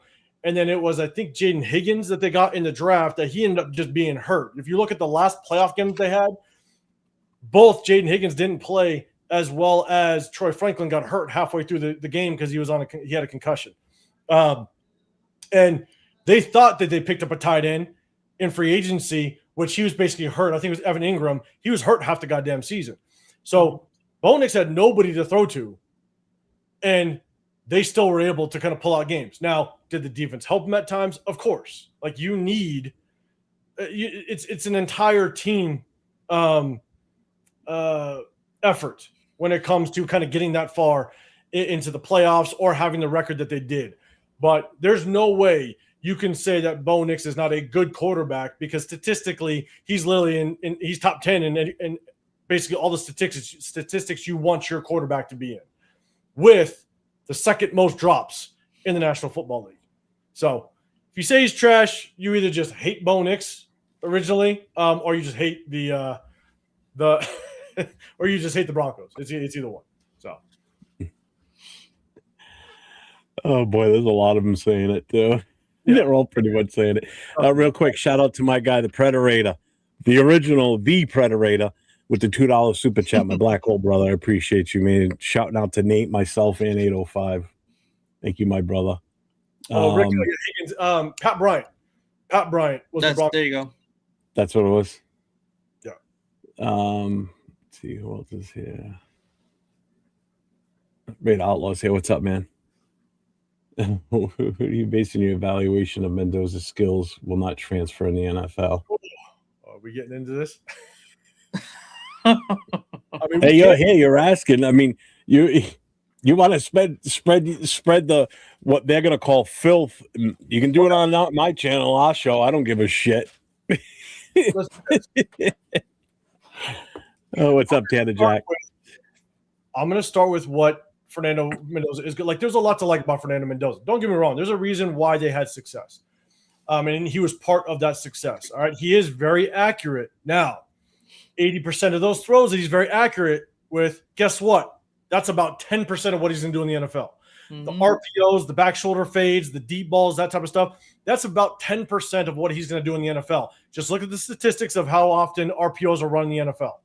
And so you could take about 70% of the RPOs, back shoulder fades, all that stuff. Guess what? That's 10%. So, yes, it looks good. It's accurate, but he's not moved off of his spot. It's very catch and throw. Yep. It doesn't translate well. Okay. It's good to see it, and it's impressive. You go back and look at the Oregon game in, I believe, the college football playoffs, right? He looked perfect in that game. Well, basically 90% of those throws that were perfect, he's not going to be asked to do it in the NFL. And so you can almost, yes, very good arm. All right. I've heard some people say that his arm is okay. I think he's got a very strong arm. There are throws, especially, I believe it was in the first Oregon game. He threw from the right hash, basically a comeback route to the opposite sideline on a rope. He's got an extremely strong arm. But again, 80% of what he does not translate to the NFL. Now, at the same time, that offense did not run through Fernando Mendoza. Ty Simpson threw the ball 100 times more than Fernando Mendoza. At the same time, whenever Indiana was in a 3rd and 4, a 3rd and 3, what do? They ran the ball. They did not throw the football. 90% of the time they ran the ball because they won games through the run game. it was either a handoff to Kalen Black or I forget who the other running back was, but it was handoff, or guess what? He took off and run just like he did in the national championship. And so if you go and you take a look at the NFL style throws that he's going to have to make when he's moved off of his spot a little bit, when he has to navigate the pocket a little bit, now he becomes very 50-50. There's a lot of inaccurate throws. There's a lot of times where he drops his eyes way too early. And when he looks like he's going through a progression, I think he's actually looking to take off and run. And so there's not very many examples of him actually going through a progression like he's going to have to. You could have the best offensive line in the National Football League. You're still going to have to go through your progression. You're still going to be moved off your spot. You're still going to have to navigate the pocket, and he just doesn't do it that well. And that's all basing it off of the fact that we're picking him number 1. It's not like we're picking him 20. It's not like we're picking him in the second round. I'm evaluating this. I'm picking him at the number 1 overall, which tells me I got to see Hall of Fame potential. And I just don't see it, especially given the fact you can go look at what I think was his first 5 games. Indiana averaged damn near 170 yards on the ground the first 5 games. Every single game that they played outside of, I want to say, the Michigan State game. The Michigan State game, and I'll say it, and I said it when I first kind of made my overall analysis of him. The Michigan State game was his best game that I saw based on what he'll have to do in the NFL. But what sucks was everything else that you see, he wasn't asked to do much. It wasn't on his shoulders. He didn't go into a game saying, man, I got to throw this ball 30 plus times. He played, I think, 14 games, 15 games. He threw the ball more than 30 times 3 times. That was it. One of those games was 31 times. So he went into every single game knowing I could ride this running game till the cows come home. And every once in a while, it might be on him. And so how battle-tested he is, I don't know. Now, again, I'm not saying he can't do it. But based on what I see on the 20% of the throws that truly look like NFL-style throws, he's 50-50. And that's the problem that I have when taking him number 1 overall. I mean, you just go look at the national championship. The first half of that national championship looked good because it was a lot of tempo throws, back shoulder fades, RPOs, go balls, and Miami's number 1 corner was out the first half of that game because of what he did the previous game. And so those corners played like 8 to 10 yards off and just gave it to him all day long. But what happened in the second half? Go back and look at the second half. He didn't complete a pass until the fourth quarter. And any pass attempt in that national championship game when he was moved off of his spot, completely inaccurate. Go look at the throw right before the run that he had. It was a great run. Go look at the run that he had right before that in that national championship. He tried to throw an inside slant, completely off. It was high and behind him. Like, again, when he tries to work the middle of the field like you're going to have to in the National Football League, it's just not great. It's good, but it's not great. Not number 1. Real quick, Anthony, he's not calling Mendoza a Hall of Famer. What he's saying is by us picking him at number 1, he has to evaluate him as if he's going to be a Hall of Famer type. Because when you're taking him as the number 1 overall, which is the highest value in a draft, that player has to be of that caliber is what he's getting at. Like, he would evaluate him different or would look at him in a different manner if he was going to be like, from pick 20 on up. But when you're being picked number 1 overall, you're basically saying he's the best option in this draft, hands down. And that's different style. That he's not calling him an actual Hall of Famer. Go ahead. Sorry. I think he's going to be like garbage. I just don't think he's worth a number 1 overall at all. Now I went back and I watched about 4 of his tapes at Cal. And I'll be dead honest with you. I do think that he looked better at Cal, given the fact that he was asked to do more. You see more throws that he's going to have to.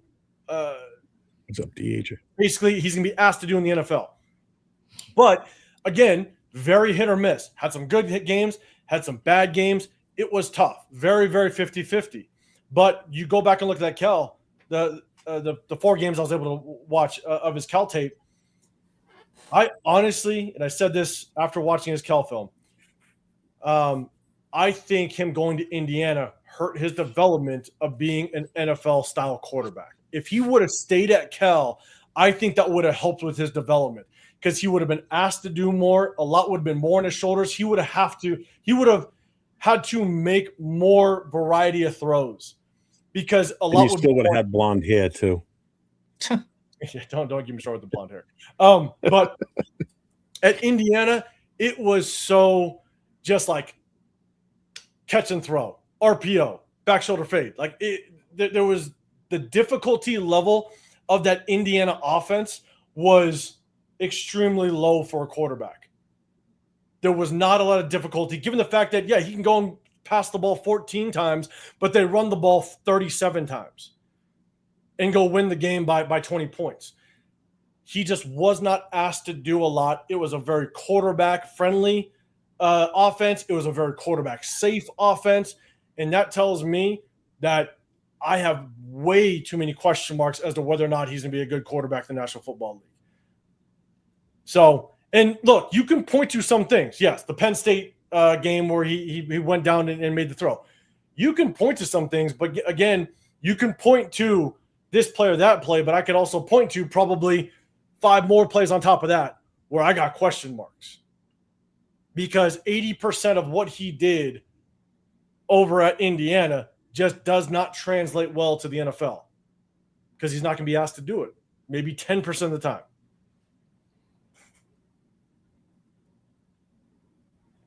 If we're going to go down in history, is get everybody to stop hating 805 after this tonight. Like I told you, with the Bo Nix and the Shedeur Sanders talk, like people wanted to shut my channel. Yeah, but that's different though. This is a guy we're going to end up picking, and people are going to be like I said, it's a risk taking him at number 1.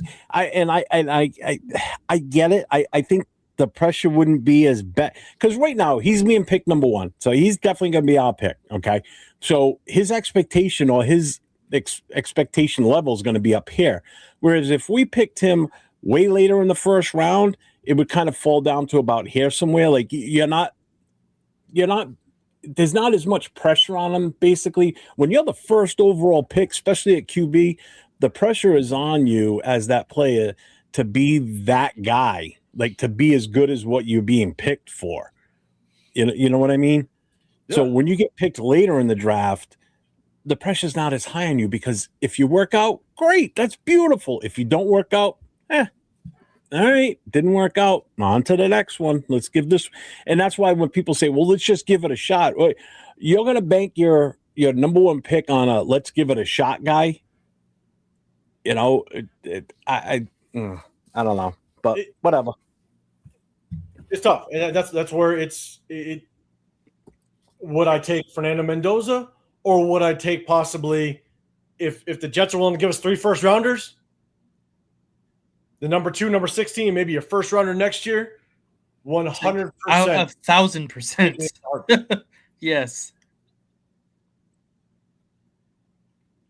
So, look, there are examples. Rick, I'm not saying there's not examples. There are examples of Fernando hitting a seam route or possibly work in the middle of the field. There are examples. There's just plenty more that I can show that are off. Or when he's moved off his spot, he's looking to run before actually throw. And so this is where, again, 3rd and 3, 3rd and 4, I want to see the pressure on him to make that throw, or he's the one making the throw, and they run the ball.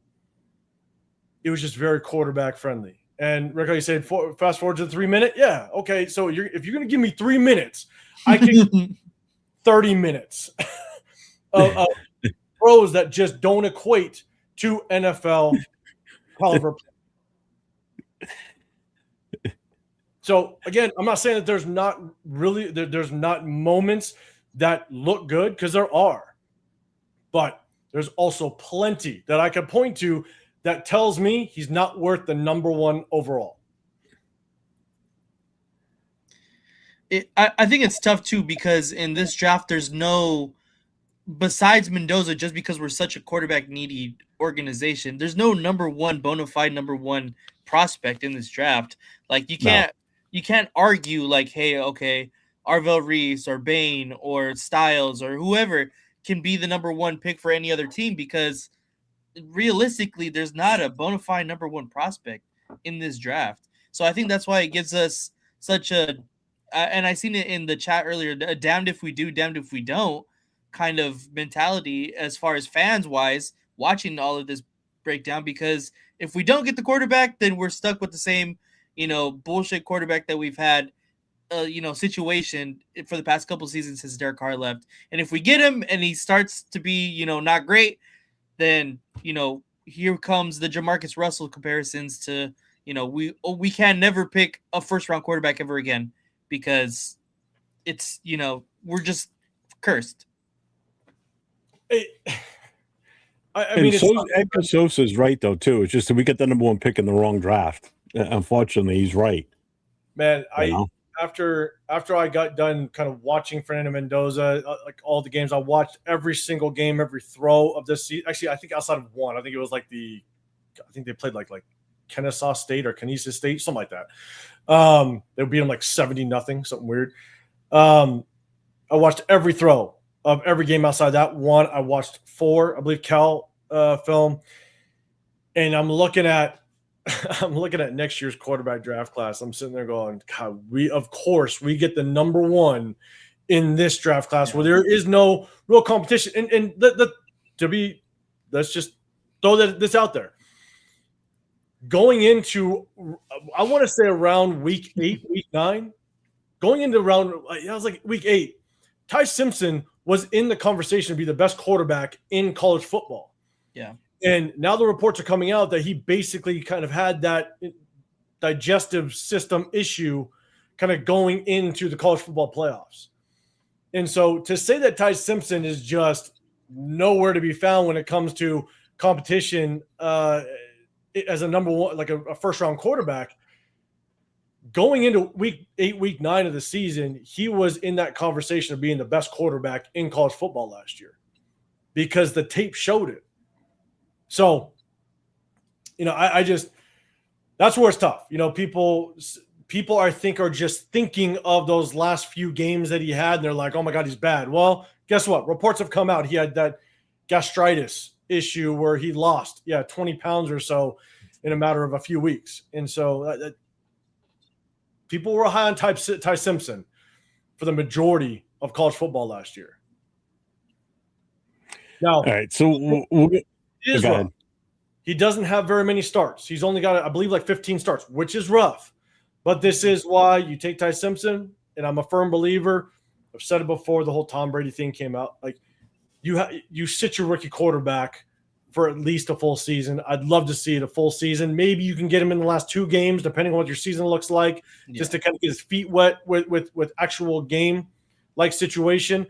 But I'd love to see your rookie quarterback, no matter if it's Mendoza at 1 or if it's Ty Simpson later in round 1.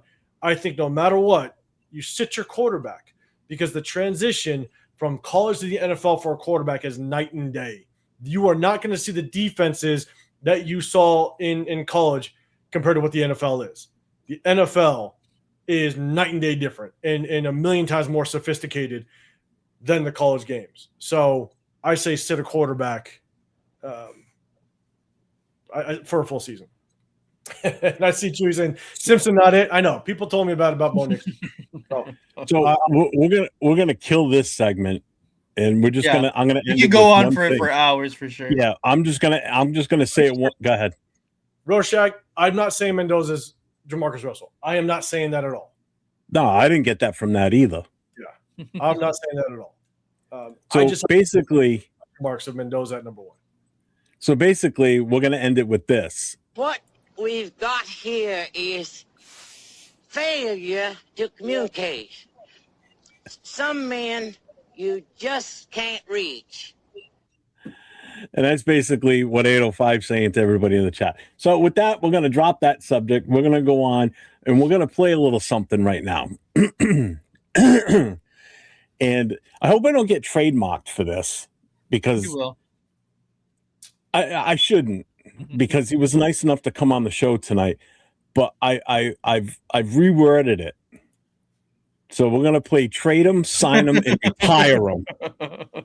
Instead of start, bench, and cut, we're doing trading them, signing them, or we're gonna force them to retire. So I'm gonna put the rules up. So let me get the chat off the screen here too, because I don't want anything blocked. All right. So basically, what this is you're gonna see 3 NFL names. Now they could be players, coaches, owners, whatever. All right. And let me switch it to this. While you switch that, I will say one thing. I'm going to end it with this. I'm going to end that last topic with this, because I see people even saying Bo Nix isn't it. Chat, answer this one question.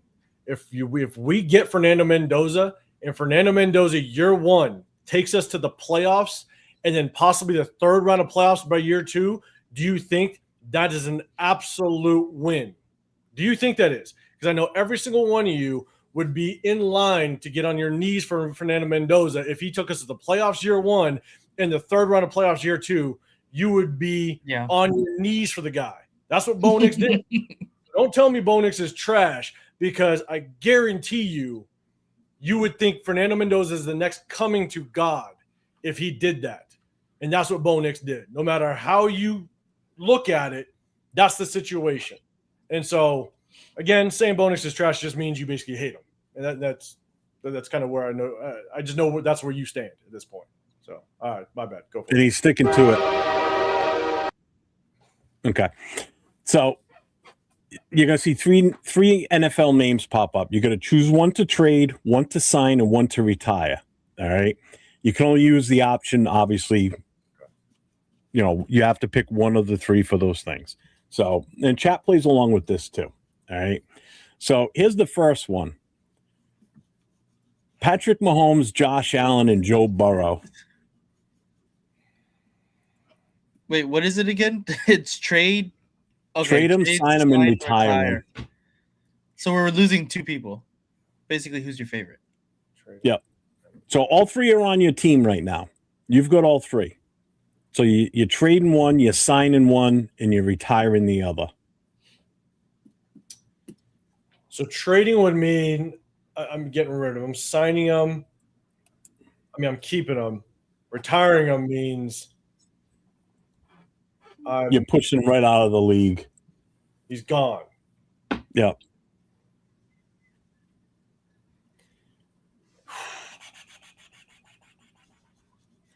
So out of those 3, I think out of those 3, I'm gonna have to.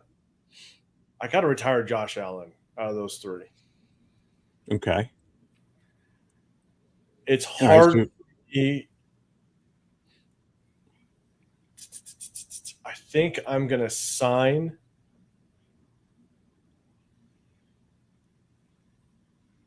Shit. It's not easy. I have an answer too. I think I got to sign. Damn it. I hate saying it, but I think I'm going to sign Patrick Mahomes. I'm trading Joe Burrow. Yep. That's exactly what I'd do. The only reason why I'd sign Patrick Mahomes is because you got to take into consideration that year that he had when they let Tyreek Hill go, and everybody said, "Oh shit, there goes the dynasty. There it goes." What does Patrick Mahomes do? Follows it up with winning a Super Bowl. Yeah. No, Joe Burrow, I think, is great. He's obviously the best pure passer on this list. But Patrick Mahomes, you see just what he does. I'm like, damn it. So I think I'm signing Patrick Mahomes, I'm trading Joe Burrow, and I'm retiring Josh Allen, which means Josh Allen's gone. You push him out the league. Yeah. He's done. He can't come back no more. He put it in his papers. So Edgar says, sign Mahomes, trade Allen, and retire Joe. AO says, sign Mahomes, trade Burrow, retire Allen. Let's see, retire Kermit, trade Joe, and sign Josh. Okay. Yeah, this is based on what the players are right now. So, what are you laughing at? And yes, Joe Burrow. My girlfriend said, my girlfriend has an answer. She said, "Marry Josh, fuck Joe, kill Pat." I have you guys muted. What are you guys? You guys are playing Jesus FMK, Christ. right? Wrong game. I'm telling you, wrong game. You know what? I should have done that one. I should have done an F, marry, kill. God damn it. Next week. All right. So here's the next one. Next week. Joe Montana, Dan Marino, and John Elway. Oh God, I hope. Think of them in their prime, like when they were at the top of their game. Sort of like how you do your start of Metro cut 'em shit. I hope my family's not watching because basically my entire family are 49er fans. My parents, my extended relatives, they when I started becoming a Raider fan at like 9 years old, I thought my dad was going to disown me for a second. I'm going to go. Again, I hope they're not watching because I think I'm cutting Joe Montana out of this one. Or retired. Sorry. Retired. Mm-hmm. So so you're retiring Montana? Yeah. Just because, I mean, he had all the help around him. He if we just talk about like pure talent as a quarterback, God, Dan Marino was nasty. Mm-hmm. It's a shame he never got to play in another Super Bowl. Right? And I'm signing Dan Marino. That's exactly what I do too. That's exactly what I do. So you're saying what? Retire Montana, trade Elway, and sign Marino? If I just talk top their game, if I could take one guy, let's do this. If I could take one guy to build around, I might build around. Like prime John Elway was nasty because he was dual threat. He could throw, he could run. Dan Marino would just pick you apart with anything around him. Mm-hmm. All right. So Bueno says sign Montana, trade Marino, retire Elway. That's the hate for the Broncos coming out there. I get that. Big Luck says sign Joe, trade Dan, retire Elway. See, I would have signed Marino. I would have too. Because I remember him coming in from his rookie year on, and he was just money, man, with the Mock brothers back there, Clayton and Duper. Oh my God. And the running game they had and everything, that team was just unbelievable. Let's see. Sign Joe, retire Elway, trade Dan. Sign Joe, retire Marino, trade Elway. Damn. Jay says sign Montana, trade Marino, and retire Elway. Sheesh. Let's see. Elway was the only QB I saw that could win his team wins. Oh, will his team to win. Even when Denver had crappy teams, he kept them competitive. So did Joe Montana, though, too, but his teams were never really crappy. Yeah, his teams were Hall of Famers. Yeah. Yeah. Across the board. Yep. Next one. Round 3. Oh. Barry Sanders, Walter Payton, and Emmitt Smith. Oh, damn. I told you these weren't going to be easy. I'm making you think for them. You're saying what? To me? Yeah. I think this is very similar to the last one. Mm-hmm. Because I'm retiring Emmitt Smith. Okay, me too. What's up, SoCal? I think I'm going to sign Barry. I might trade Walter Payton. That's hard. I'm signing Peyton, trading Barry. And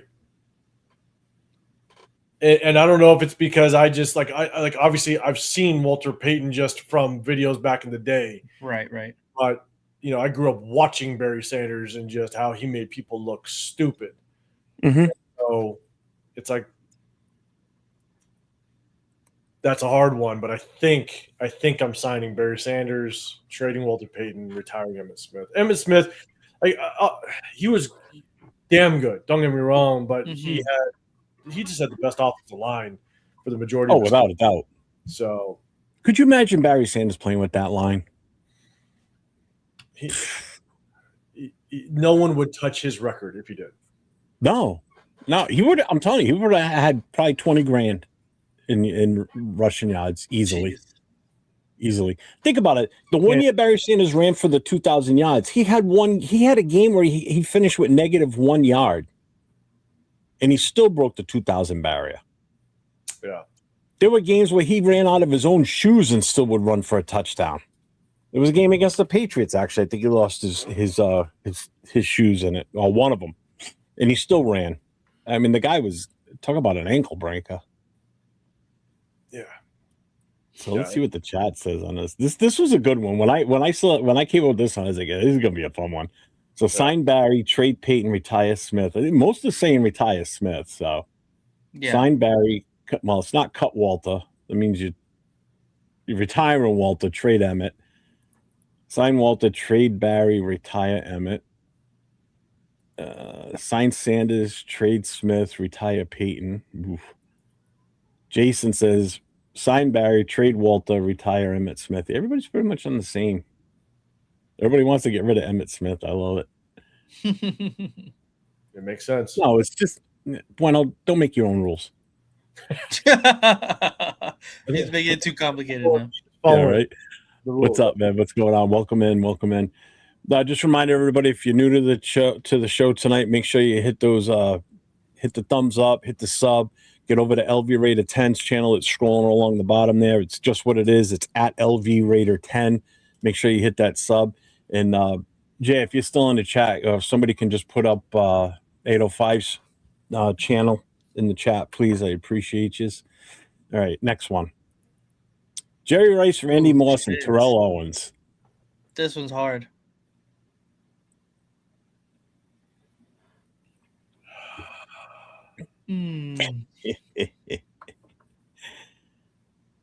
Retire Burrow always hurt. So, I think I know who I'm signing. Who are you signing? I'm signing Jerry Rice. Thanks, Bueno.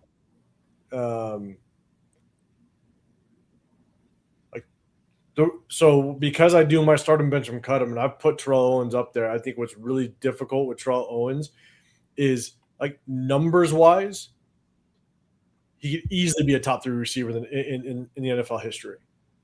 Numbers wise, I think what just he had all his drama in the back half that is just it overshadows a little bit just how good he really was with multiple teams. Yeah, I think I'm signing Jerry Rice. I think I'm Thanks, Jay. trading Randy Moss, and I might retire Terrell Owens. Randy Moss, you could just throw it up, but like, damn, that's a hard one. I think I'm retiring Terrell Owens, trading Randy Moss. I'm signing Jerry Rice. Yeah, I'm signing Moss, trading Rice, and retiring Owens. All right. So Javeda says sign Jerry, retire Moss, trade Terrell. Cool Kev says retire Moss, sign Jerry, trade Owens. Okay. Trade Moss, sign Rice, retire T.O. Jason says trade Randy because we did. Sign Jerry because we did. Retire Owen because he deserves it. Put a little extra. I love it. Edgar says signing Rice, trading Moss, and retiring Owens. Sign Rice, trade T.O., retire Moss. Jay says sign Jerry, trading Moss, retire T.O. AO, sign Moss, trade Rice, retire Owens. Okay, so it's kind of even there. All right, next one. Reggie White, Bruce Smith, or Lawrence Taylor. Trade him, sign him, retire him. What you doing? This one's similar to the last one. I think no matter what, I think I'm signing Lawrence Taylor. 1,000%. Oh man, I think I'm trading Reggie White and I'm retiring Bruce Smith. I think what's difficult about this one, like, I didn't watch a lot of Bruce Smith. Like I know I know he's damn good, one of the best to do it. I watched more of Reggie White kind of growing up. So that might obviously sway just kind of where I go with this, but I think no matter what, signing Lawrence Taylor, I think I'm trading Reggie White and I'm retiring Bruce Smith. Yeah, that's where you are too, Nate, or Yeah, I agree. You said sign LT, trade Reggie White, and retire Smith, right? Yeah, I agree with that. so Tanner's got sign Taylor, which pretty much everybody's saying sign Taylor. Retire White, trade Smith. Let's see, Big Luck says sign Taylor, trade Smith, retire White. Regardless, he was most. Oh, he does. He definitely was a beast. Raiders sign Taylor, retire Bruce, trade Reggie. Jason Down says trade Reggie, sign Lawrence, retire Bruce. That's easy. Reggie White trade, sign Taylor, retire Smith. Yeah, everybody's saying sign Taylor. You'd be crazy not to sign Lawrence Taylor. I mean, the guy changed the game basically on defense and the way offense is played. Sign Jeff, trade 805, retire Nate.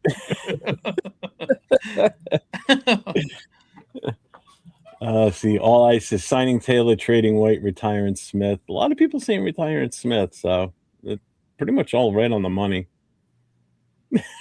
Sal, LT on Coke is wild. You should do a Who Am I game. You do that on your show.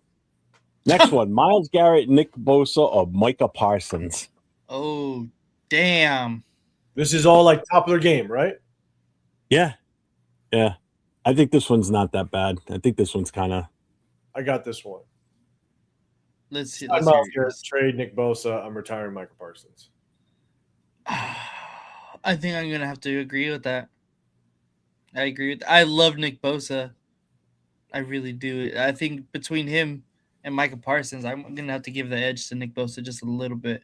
I know it doesn't. We get neither in this scenario, but like there was, I forget what season it was. Maybe it was 2 years ago. Like Nick Bosa was damn near unstoppable off of the edge. Myles Garrett.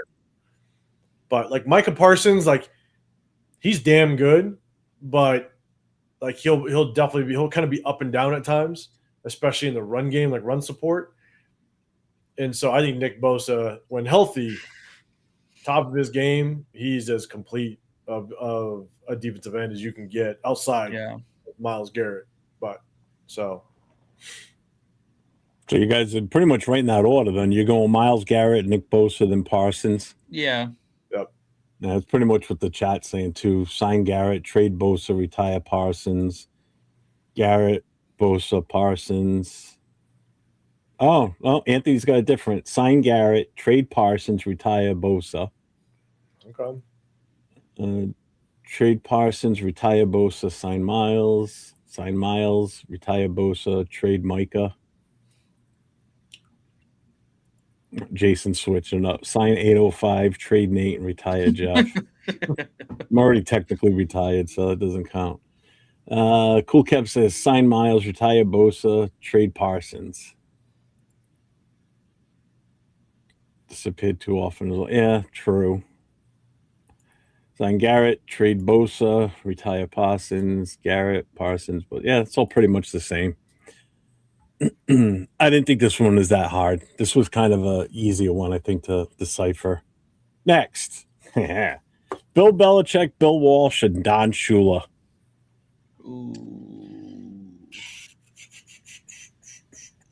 So you're signing one as the head coach, you're trading one to another team to be their head coach, and you're retiring the third one.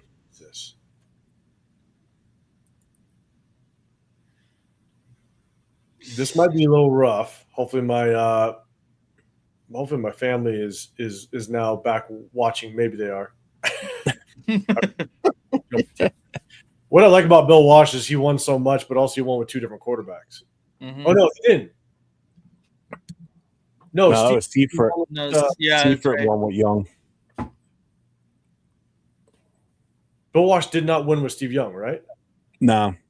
Oh, shoot. Okay. Damn. Okay. Then maybe my family can check out. I don't know. Honestly, like, again, Don Shula was somewhat like kind of before my day to really appreciate fully what he did. So I think that's what makes it tough. So I might be going sign Belichick, trade Walsh, retire Shula. Again, I just don't know if I have enough appreciation for truly what Don Shula did. Mm-hmm. Yeah, I'm going He did sign have the Walsh, perfect trade season. Bill, and retire Shula. He did have the perfect season. The only team to do it, straight through to the Super Bowl win. True.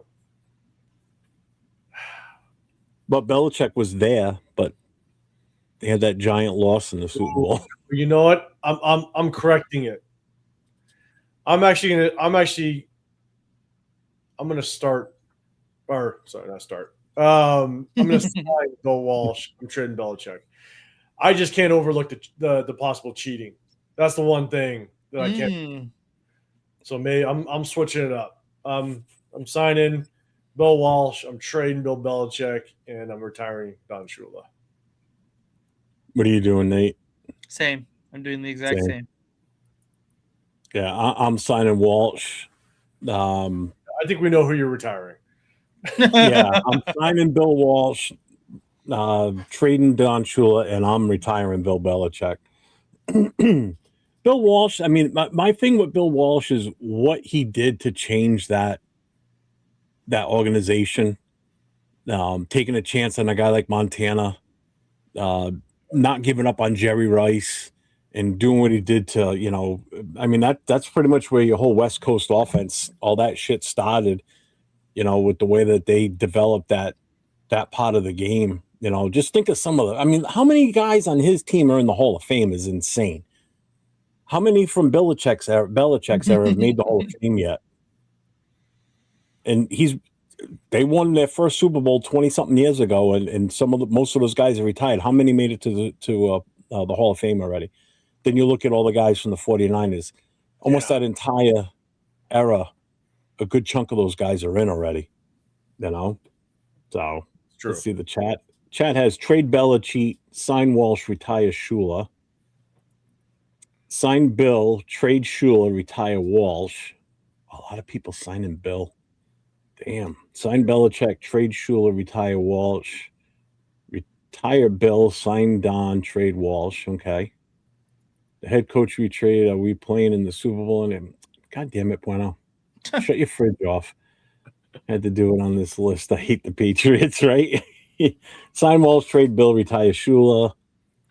Sign Shula, trade Walsh, retire Bill. Sign Shula, trade Bill, retire Belichick. Yes. So you're going to bring girl. Yeah. Take his girl with him.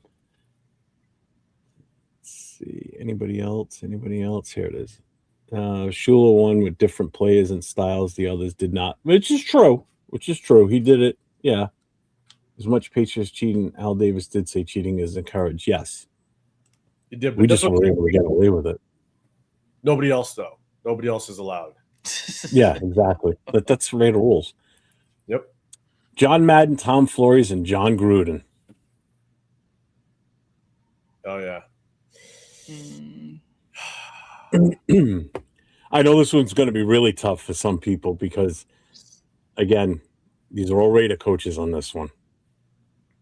I gotta go sign Madden, trade Flores, and I'm retiring Gruden.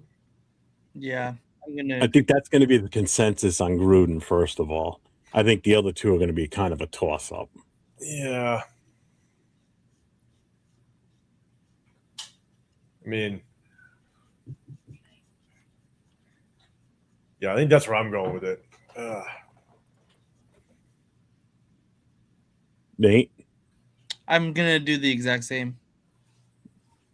Yeah, Jason said sign Madden, trade Flores, retire Gruden. Sign Madden, trade Flores, retire Gruden. So we can never come back. That's what we need to do. Yeah. That's a permanent retirement. because of he has signed Madden, trade Flores, retire Gruden because of his horrible draft picks. Right. Yeah, pretty much everybody's saying the same thing. So I kind of figured Gruden was going to get on the retire side. So Al Davis, Jerry Jones, and Robert Kraft ownership now. Well, obviously sign Al. Yeah. I sign Al. I'm trading Robert Kraft. I'm retiring Jerry Jones. Yeah, I'm doing the same thing. Jerry Jones.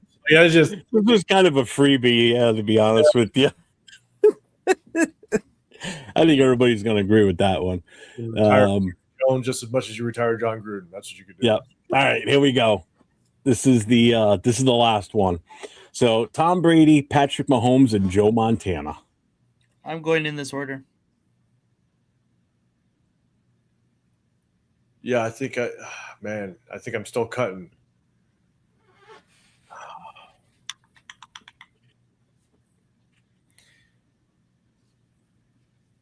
I'm signing Tom Brady. Mm-hmm. Interesting.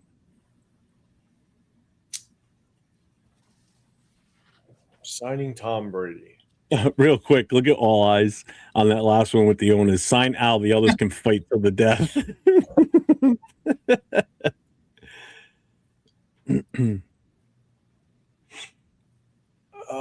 Man, for me, it really is a toss-up between Mahomes and Joe Montana. I almost think in this case,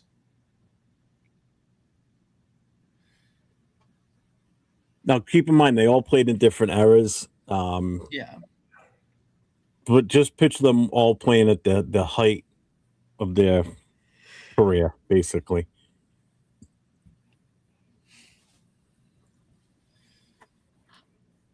oh shit. I'm signing Tom Brady.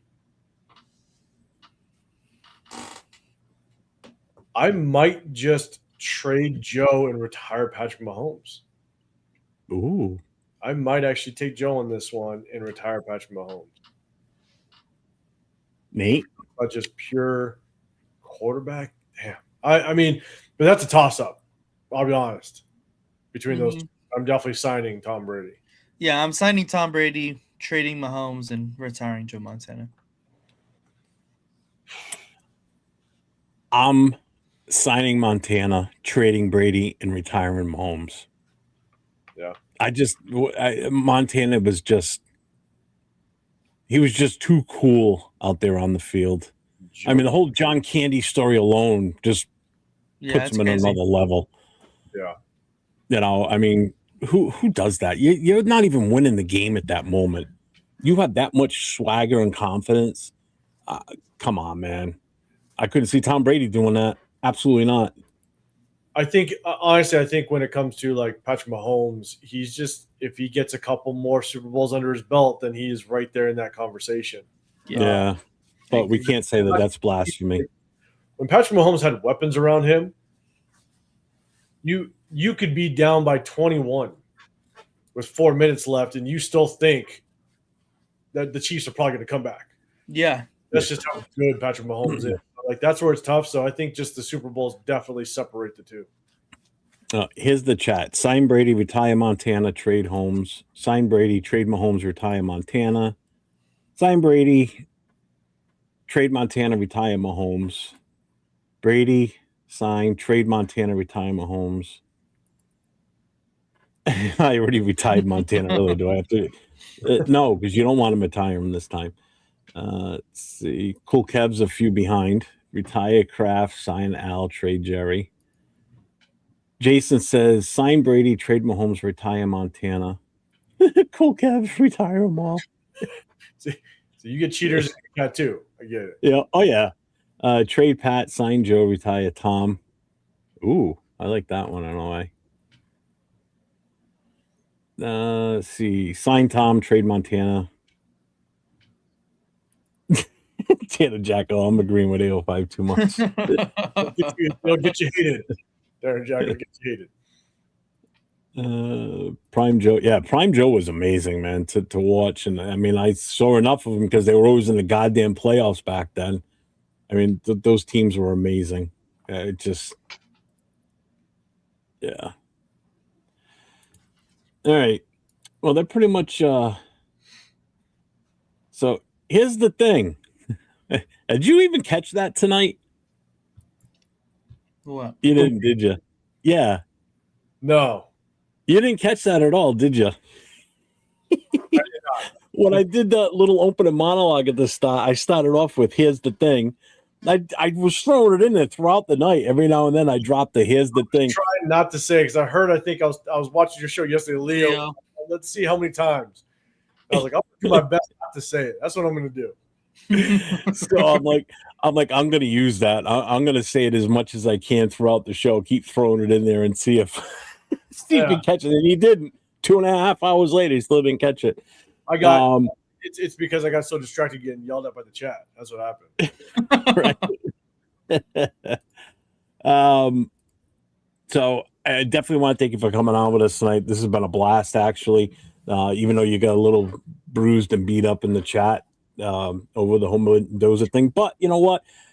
Everybody's entitled to their opinion. You have yours. I have mine. Yep. Chat. Everybody in the chat has their own opinion. You know, don't let that sway as far as watching. Still continue to watch him and the stuff that he puts out, because it's one of my favorite shows to watch when the three of you guys are on there, or even if it is just you and Chris or Severe or whatever.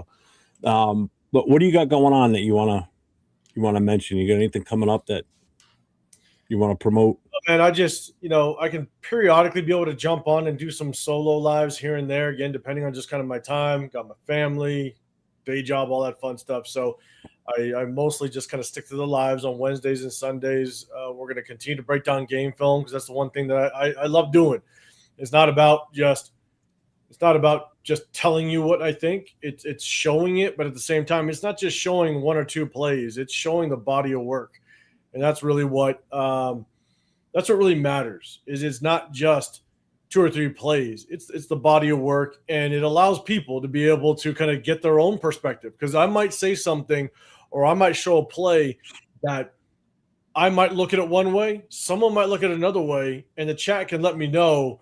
And the good thing is that I think sometimes I spend way too much time maybe on one play or talking about one subject, because even though someone has a comment or something to kind of like rebuke what I said, then I can at least explain it coming back, right? But there's also times where, look, I might not see it correctly, and I'll admit it when I do. But that's why I love breaking down game film. You guys kind of get a glimpse of kind of how I did it when I played and I coached. And it's funny. One of the things when my wife first met me, I was playing and coaching at the time. And I remember her, she walked into the room. I was watching game film. And about 4 hours later, she walks back in. She goes, "Weren't you just watching the same game like 4 hours ago?" And I'm like, "Yeah. I watch every play at least. I watch every play at least 14 times. I got to watch every player. I got to watch everything that's going on, and then I go back and I rewatch it just in case I missed something, And so that's when she kind of knew and understood just what she's getting herself into. So that's why in 2019 I was like, I need to give you your time now. It just kind of gives you a glimpse of what I used to do, what I love doing, still love doing it. And when we break down game film, I'll show you 60 plays of a player, because again, it's about the body of work. It's not just about 2 or 3 plays. And so I try to at least show you everything, the good, the bad, the ugly, and then allows everybody to kind of get their own perspective. So we'll be doing it about Mendoza. We'll be doing it about Ty Simpson and some other prospects in the draft as we get closer. We were going to do a little bit on Sunday too. I think we're going to take a look at Linderbaum, McGovern, but we're also going to take a look at Devin Lloyd as well, because he's kind of the hot topic. So, So we'll have a little bit of fun on Sunday. I will definitely give you kudos. You know why? Because since I've been watching your shows with the film breakdown and everything, when I watch the actual games on Sundays, now again, I'm with my chapter watching it. I'm not at home where I can be comfortable and pay attention to it. But when I'm at the bar and we're on offense, I find myself not watching the play itself develop. I'm watching, for me specifically, I'm watching the offensive linemen. As much as they can stay on camera when they're on screen, I watch and see what they do, because I want to see how that translates from what I see and what I think to what you bring up when you start talking about these guys. Like when you're doing your film breakdown on, because we had such a great game in the running and, in the running game, I want to see what you have to say about them, or if it's so bad because something, happened with sacks or whatever, and you break it down. It kind of makes sense to me now after watching it live and then taking what you put out there. So it's actually broadened my horizons, and I've learned a lot just from watching your shows, on what to look for that I never really paid attention to before. I really didn't, so it's made me better, I think, at what I do and the way I can relay information to. So it's definitely helped me. I don't know. That. At the same time, I think earlier in the live, you asked me a question about just kind of what some of the things that I do when I'm watching game film that might be different than others and stuff. Is the one thing is it is very difficult when you're trying to focus on, let's say, the offensive line. It's very difficult to stay focused on a certain part of the game film unless you've done it for many years. It's hard. You have to be so disciplined with your eyes when watching game film, because your eyes naturally just want to go to the ball. Just what's happening over here, like there's a big hit or there's a good run. Your eyes just detach from what you're focused on. And again, luckily enough, I've just been able to do it for so many years that when I'm glued on a player or position, I'm glued onto it, and it just helps me kind of just see the nuances. One thing that really got me understanding how important it is to watch it focused.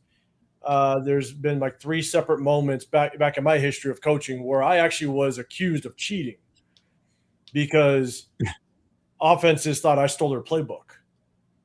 But I was able to kind of see tendencies. So you were a Patriots fan at one point. What? You were a Patriots fan at one point. Yeah, you learned from the best. I actually had to go to the board of the conference to actually show them the tendencies and why I could pinpoint exactly what they were going to do. And again, that's just from hours and hours, but years and years of just watching game film and understanding what am I looking for, what the tendencies are, and based on the history of watching game film, kind of what tendencies tend to happen in certain formations, stuff like that. And so, it's something that, I've been able to point out over just the last season and a half of us breaking down game film. And it's not easy. It takes a lot of time, but I enjoy it. I love it. Just real quick, Anthony asked what your thoughts are on Tremaine Edmonds. Without actually really diving into his game film, because I haven't much. I've just kind of watched him periodically. I think what's gonna be interesting is I want to see us go after Devin Lloyd, and if you miss on Devin Lloyd, I think you could maybe take a cheaper option with Tremaine Edmonds. I think he fits. I think he potentially can fit the 4-3 scheme very well. My question mark is what Tremaine Edmonds are we going to get? So I think he kind of had an off year. If I remember correctly, I didn't follow him exactly, but I think he had a little bit of an off year this year. And what are we going to get out of him? I hope we do take a little bit of a chance at Devin Lloyd and really help this change of defense. Now, the one concern I said this last night, one concern I have with Devin Lloyd is the Jags, I think, ran a base 4-3. So, when you go from a 4-3 to a 3-4, your rules are different as a linebacker. Your reads are different.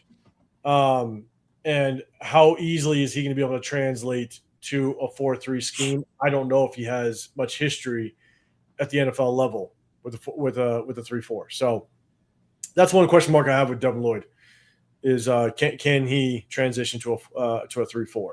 Because again, reads are different, terminology is different, your reactions are different. So because the flow of the game looks different with a 3-4 versus 4-3. So yeah, but I still think Devin Lloyd could be a damn good pickup. But if we miss on him, I think Tremaine Edmonds would be a good upside at the linebacker position. Nate, you got anything you want to add in? No, I'm all good here. All your questions get answered? Yes, they did. Again, want to thank 805 for being here with us tonight. This has actually been a lot of fun, actually. I hope everybody enjoyed that little game that I put together. I wanted to do something similar to what you guys do on your show, so you get to be on this side of it and just kind of enjoy it, you know. So I didn't want to do, you know, the whole setup like you do, you know. So I'm like, I got to think of something different, and then I came up with that. I'm like, oh, this is perfect. So, so I appreciate that. So that was fun. I liked it. Just a reminder for me, tomorrow night, the No Huddle, again, it's open to all fans of all 32 NFL teams. Phone number's right there. You can call ahead of time, leave a voicemail. We'll play the voicemail. Go on at 9 o'clock on Saturday night, Eastern time, 6 o'clock Pacific. And then Saturday night, you'll catch myself and Jason Downs on Raider Nation Voices. Same phone number. Call, leave a voicemail. We'll listen to voicemails, and then we take the live phone calls in during the show. We start at 10 o'clock on Saturday night, 7 o'clock Pacific, 10 o'clock Eastern. So if nobody's got anything else, I think we're wrapping it up. You got any one last thing you want to say, 805, before you bail out of here? No, I mean, honestly, appreciate you guys letting me come on. It's good to kind of talk with all the content creators here and there. And I know, Jeff, I pop on every once in a while if I have some time. But I definitely appreciate you letting me on here. And at the same time, we're going to be at the draft. So I'll be there if anybody's going to be there. Also, I'll be in Bakersfield. So May 16th, the Raider Nation Summer Kickoff. I'll be there. So if anybody's in Bakersfield, myself and Severe, we're going to be out there. Definitely hit me up. We're going to have a little bit of fun. A little after party is going to be good. I'll be enjoying my 2 pictures from Jack Kenna. That's always going to be but make sure it doesn't get no cheap shit either for you. It doesn't get no like fucking Natty Light or something stupid. Oh no. Make sure you get you the good stuff. I think we're going to go back to the same spot we went to last year, and they had 805 on tap. So that's going to be the winner. Oh, there you go. 805 for 805. But yeah, no, I appreciate it. The one thing I will end it with is I hope that no matter what happens, you know, even if it's Mendoza or not or whatever it may be, I encourage everybody this next year, this next season, just sit back and enjoy Raider football. It's been a while since we've been able to do it. Be patient and that's what I'm going to do. Like, obviously I am critical. Clint Kubiak was my number one. I wanted him to be the coach, but at the same time, even if we win 0 games, if we win 1, if we only win 2, sit back, be able to breathe and just enjoy Raider football. I promise you next season, I'm going to just barbecue, have a good time, sit back and enjoy the game, you know, because typically you got to give a head coach at least 3 years to really figure out exactly the pathway of a team. And it's going to take them at least a couple of years to get some pieces to the puzzle in the building. You can't, I know a lot of people have kind of compared it to like the Patriots, right? The Patriots were a step ahead this year. They already had Drake May, you know, Caleb Williams. They already had Caleb Williams. They're a step ahead. We aren't a step ahead. We're a step behind because we don't have a quarterback. So, you know, it's going to take 2 to 3 years just to understand the direction and get some pieces to the puzzle in this building. And so it's been a while. I'm going to take this year, this next upcoming season, and I'm just going to enjoy some Raider football. I'm not going to get frustrated at the outcome. I just hope that we're somewhat competitive towards the tail end of the season, and we can end on a positive note at some point. But even if we win 3 games, guess what? The best part, we got a top draft pick next year to keep building this. Yeah. I mean, you know, I agree with you 100%. And that's what I've been saying, Nate. You've been on shows with me when I say it. We just the fan base just has to have patience. And if we only win 2 or 3 games this season, at the end of the year, when we get close to the end of the season, don't be screaming, fire the coach, fire the coach.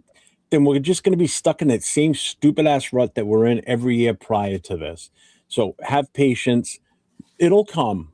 Trust me. I've waited 40 something years. If I got to wait a couple more years, I'm fine with it. Okay. I'm not expecting anything fantastic this season. I want to enjoy this year. I don't want to be getting pissed off because we didn't win many games this year. My expectation is down here somewhere. Okay. So I don't know where you sit with it, Nate. What's your feeling on that real quick before we get out of here? Yeah, no, I completely agree. I think it's time for patience. And like you guys said, and just enjoying what we have now and watching this team grow from where it is right now, where we're one of our lowest points in franchise history, being, the first overall pick, and then watching where it can grow from here, I think is just going to be an amazing experience. And this is the time to really, lock in and watch football and just kind of enjoy it, like 805 was saying. So I think it's going to be a fun and interesting experience to see where this Raiders team and organization grows and goes. And I'm going to be here for every step of the way. So I know y'all will too. And just to clarify, even if we draft Mendoza after me taking the bullets that I did earlier on, I'm going to even if we take him, I hope he does extremely well. And guess what? I will be extremely patient with him. Same. If he looks like absolute trash the first season, I'm not going to come on here and be like the I told you so person, right? It's like, look, any young quarterback is going to need time. So even if he comes on, it doesn't look great. Well, guess what? I wait till basically around 2.5 to 3 seasons to really get an indication on who you are as a quarterback. Because I will say, again, the second year is always the toughest for a quarterback because the first year you're learning. It's tough in general. But guess what? The next year, defensive coordinators have a full season of tape on you.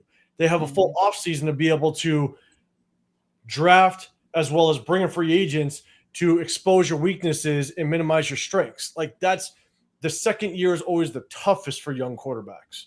Yeah, they can see your tendencies. Now it's on film, like you said. So yeah, and now you can actually build your defense around to basically attack those tendencies, right? So that's the patience has to be there. And again, based on everything I said about Mendoza, even if we draft him, I will be very patient with him if he ends up being the guy. So hopefully I brought some people back on my side. All right, so before we get out of here real quick, Frank Weber did ask for this, so I'm going to give it one more time. What we've got here is failure to communicate. Some men you just can't reach. See, here's one guy. If we build that O-line, we're going to the playoffs. Mendoza, yeah, okay. And on that note, we're going to end it. So everybody have a good night. Shout out to all the super chats tonight. Shout out to all the moderators. Thank you for posting everything, for the links for all the shows. And as I always say, stay safe. Go Raiders. From the tailgate smoke to the late night post, best cash in the game. Raiders Coast2Coast. Click that play, let it roll. Silver, black in my soul, got 401. Righty to Jeff, breaking plays, taking notes. That chef, film on loop, he's stacking stats, calling out schemes, exposing gaps. When the line holds, when it don't, he said what they scared to quote. Raiders coast to coast, that's the show I trust the most. From a bay down to that post, we riding, we riding. Raiders coast to coast, if you bleed that silver ghost, get subscribed and raise a toast. We riding, we riding. LV, Rita 10, bring that flame. Live from the desert, loving this game. Stories from the stands, from the strip. Heart in the huddle every trip. They debate it, never fake it. Caught a draft pick, celebrate it when the shield shine bright on screen. You can hear the whole fan base scream. Let's go! Let's go.